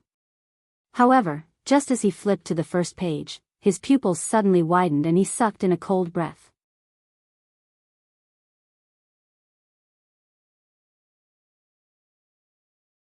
The medicine shop next door, he could not help but rub his eyes and read it again. It didn't change. Did that mean he wasn't mistaken? But Gu Dajiang looked up at Gu Yundong in a daze. Gu Yundong looked puzzled. Her gaze fell on the account book. Father, is there a problem? Zhang, who was at the side, could not help but feel nervous. Was there a problem with the account book? There couldn't be. He had personally taken care of this account. Every payment was clearly recorded, and the goods purchased and sold were also clearly recorded. Before closing the shop every night, he would check again very carefully. Gu Dajiang pointed at the number on the account book. This shop earned 900 taels on the first day of opening? That's right. Gu Dajiang felt lightheaded. Was he too inexperienced? A small shop in a small county town. It actually made a net profit of 900 taels a day? Or could it be that the disparity of wealth between Fengkai County and Jianghu County was really so great that he thought that he had been a fake accountant a few years ago? Gu Yundong finally understood what he meant. She could not help but laugh. Father, this is the first day. You know that on the first day, people are greedy for fresh food. They have to come in to take a look at the new shop and then follow the trend to buy something. There won't be much after that. Gu Dajiang heaved a sigh of relief. That was right. However, 900 taels on the first day was still ridiculous. Gu Dajiang took a sip of water to calm himself down and continued flipping to the second page. 600 taels. On the third page, 500 taels. On the fourth page, 500 taels. The fifth page. Don't think that he couldn't tell. It had earned less later on, but that was because it had imported less goods. Gu Dajiang raised his head and looked at Gu Yundong. He felt that his grown-up daughter was probably a blow dealer. Was this the small business she was talking about? Could it be that the big business in her heart would earn tens of thousands of taels a day? Poverty had limited his imagination. Gu Dajiang was a little numb. Towards the end, perhaps because there was less and less white sugar, the price finally dropped a lot and became a little more normal. However, new canned food was added later on, and the price began to rise again. Seeing that her father was reading the account book seriously, Gu Dajiang took the time to ask Zhuangzi, why did the shop next door become a pharmacy? Zhuangzi was stunned and immediately smiled mysteriously. Boss, that's not an ordinary pharmacy. That's Brother Xiao's new pharmacy. Gu Yundong's eyes widened. Xiao Qingyuan's shop. Yes, it was opened about half a month ago. Gu Yundong's interest was piqued. I'll go over and take a look.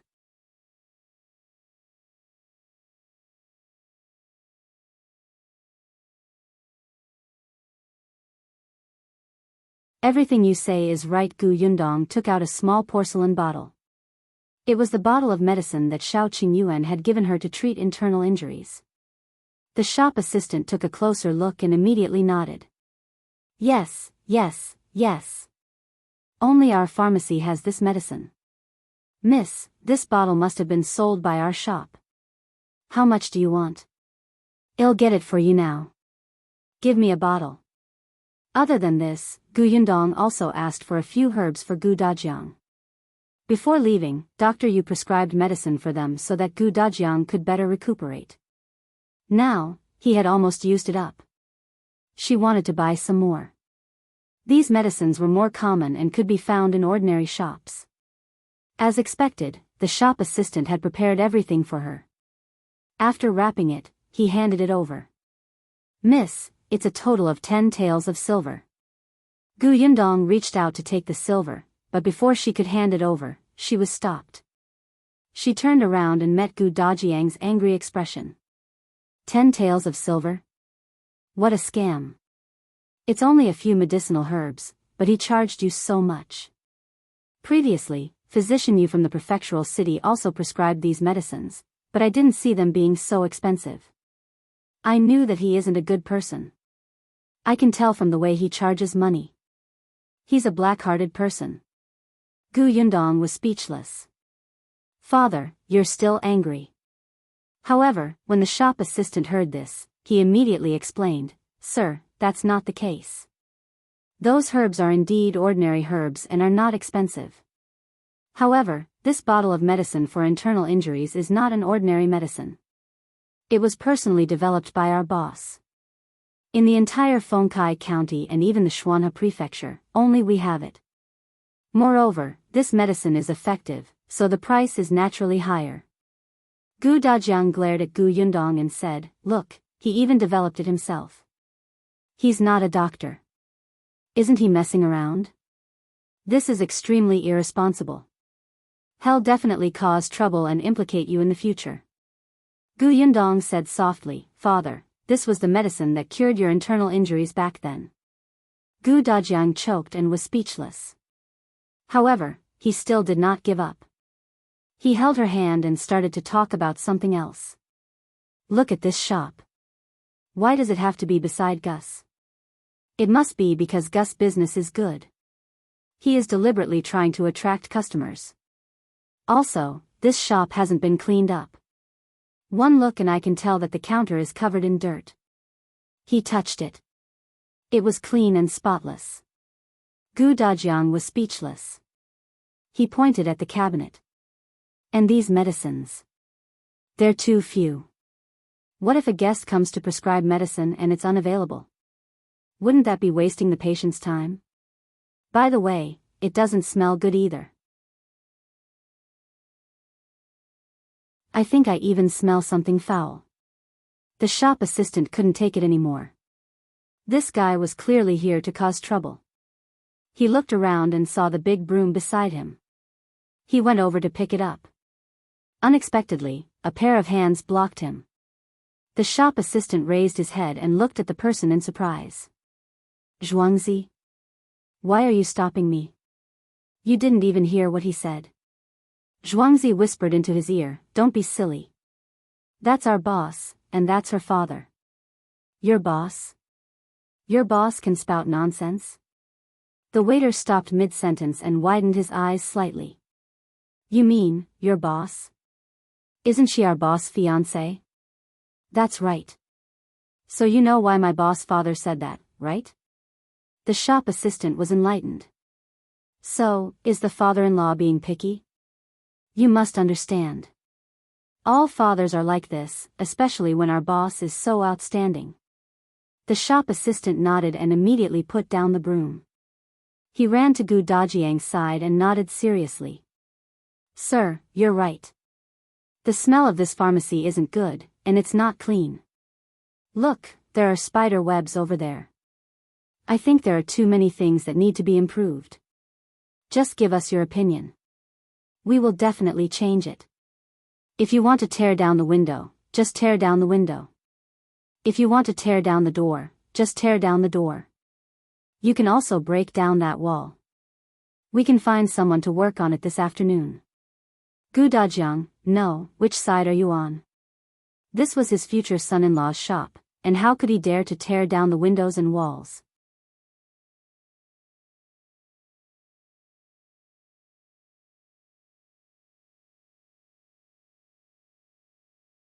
With his guidance, it was better than many people studying hard for more than 10 years.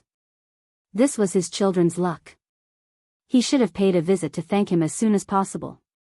Therefore, when the carriage turned around and headed for Qin Wenzheng's academy, Dajiang asked, shouldn't we prepare something for the visit? Yundong took out 2 cans from the box at the back. She had stolen them from the shop just now. Those are enough, she said. Yanshu's master likes them. Dajiang thought for a moment and nodded. All right, they're homemade and suitable. The carriage quickly stopped at the entrance of the school. Dajiang alighted from the carriage and tidied his clothes. He took a deep breath and knocked on the door. Yundong stood behind him. When the gatekeeper opened the door and saw Dajiang, he was stunned for a moment. However, when he saw Yundong, he was immediately delighted. Miss Gu, you're back?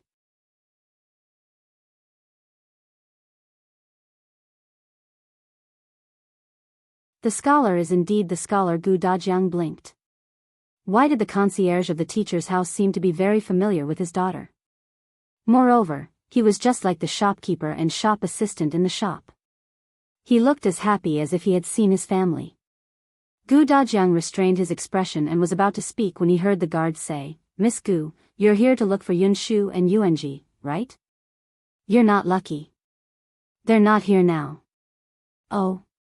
Today's a day off? The gatekeeper shook his head and said with a smile, no, the master borrowed the martial arts field of the county school and brought the students to learn archery. Yundong suddenly understood. However, the county school was on the other side of the city. It was not appropriate for them to go now. Hence, she could only say to Dajiang, let's go home first. We'll see Yunshu and the others when they come back from school. All right. As he didn't see his kids, Dajiang was a little disappointed. However, he had already waited for so long, so there was no hurry. After getting back into the carriage, Yundong asked Tong Shui Tao to go straight back to Yongfu village. There was no need to stop in between. After the carriage left for a while, Dajiang said with some emotion, the top scholar is indeed the top scholar. His teaching methods are different from others. Every student should dabble in the 6 arts, namely etiquette, music, archery, books, and math. However, ordinary private schools only teach students the knowledge in books. As long as they use it to deal with the imperial examinations, they will treat the other subjects as playthings. They don't know that this is pedantic and inflexible, narrowing the students' horizons. The top scholar has nurtured them in all aspects since Yunshu and the others were young children. It's really admirable. Gu Yundong widened his eyes. Father, wake up. You can't become Qin Wenzhang's fanboy. Wouldn't she be shorter when she saw him in the future? She quickly interrupted. Father, this means that I have keen eyes. Back then, I brought Yunshu to several schools and met a few teachers before choosing this place. As expected, Gu Dajiang turned his gaze to her. Yes, Yundong's contribution is the greatest. Actually, in the beginning, this top scholar didn't plan to accept Yunshu. I thought of many ways to convince him. It was quite difficult. This person isn't easy to talk to at all. Is that so? Gu Dajiang frowned. Yundong, you've worked too hard. Leave such matters to me in the future. Of course. She nodded solemnly. The father and daughter talked as they walked towards Yongfu village. Tong Shuitao, who was outside the carriage, heard this and the corners of her mouth twitched.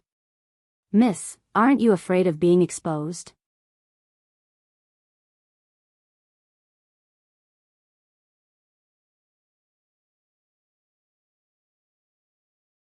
Father, we are home. Father, are you still nervous?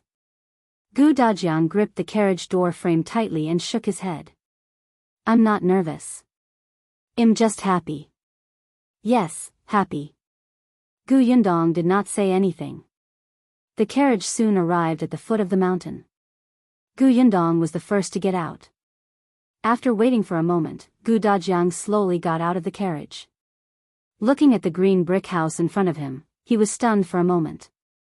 However, he was already dumbfounded by the amount of money in the account book he had seen in the shop. Now that he looked at the house, he was only surprised for a moment before he felt that it was normal. On the other hand, the people in the house filled him with an urgent and hesitant ambivalence. Tong Shuitao had already run into the courtyard.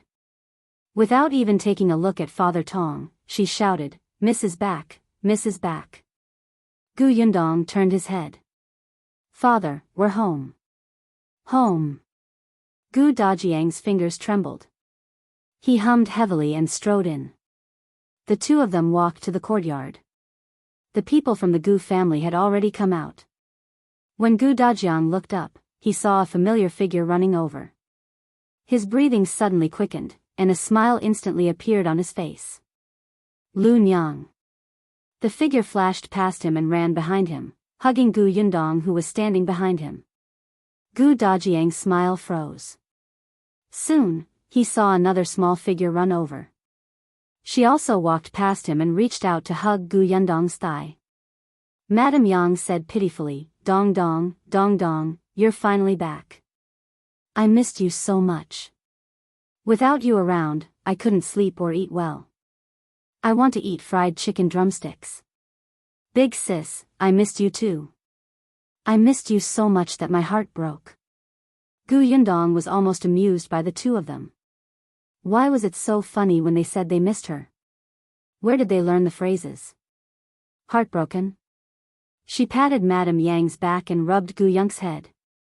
She turned around and saw Gu Dajiang looking at the mother and daughter greedily. She knew that he was excited. Unfortunately, Madame Yang and Gu Yunke did not notice him. On the other hand, the others who followed out of the courtyard looked at Gu Dajiang in confusion. Aunt Ku was probably the first person to guess his identity. Gu Dajiang was quite handsome and had been eating well recently. Now, he looked a few years younger. The three siblings of the Gu family had inherited their parents' good looks. Perhaps because they were both males, Gu Yunshu looked the most similar to Gu Dajiang. Looking at the nose and mouth that looked exactly like Gu Yunshu's, Aunt Ku more or less knew who this person was. She really did not expect Gu Yundong to find her father without any warning. It was a pleasant surprise.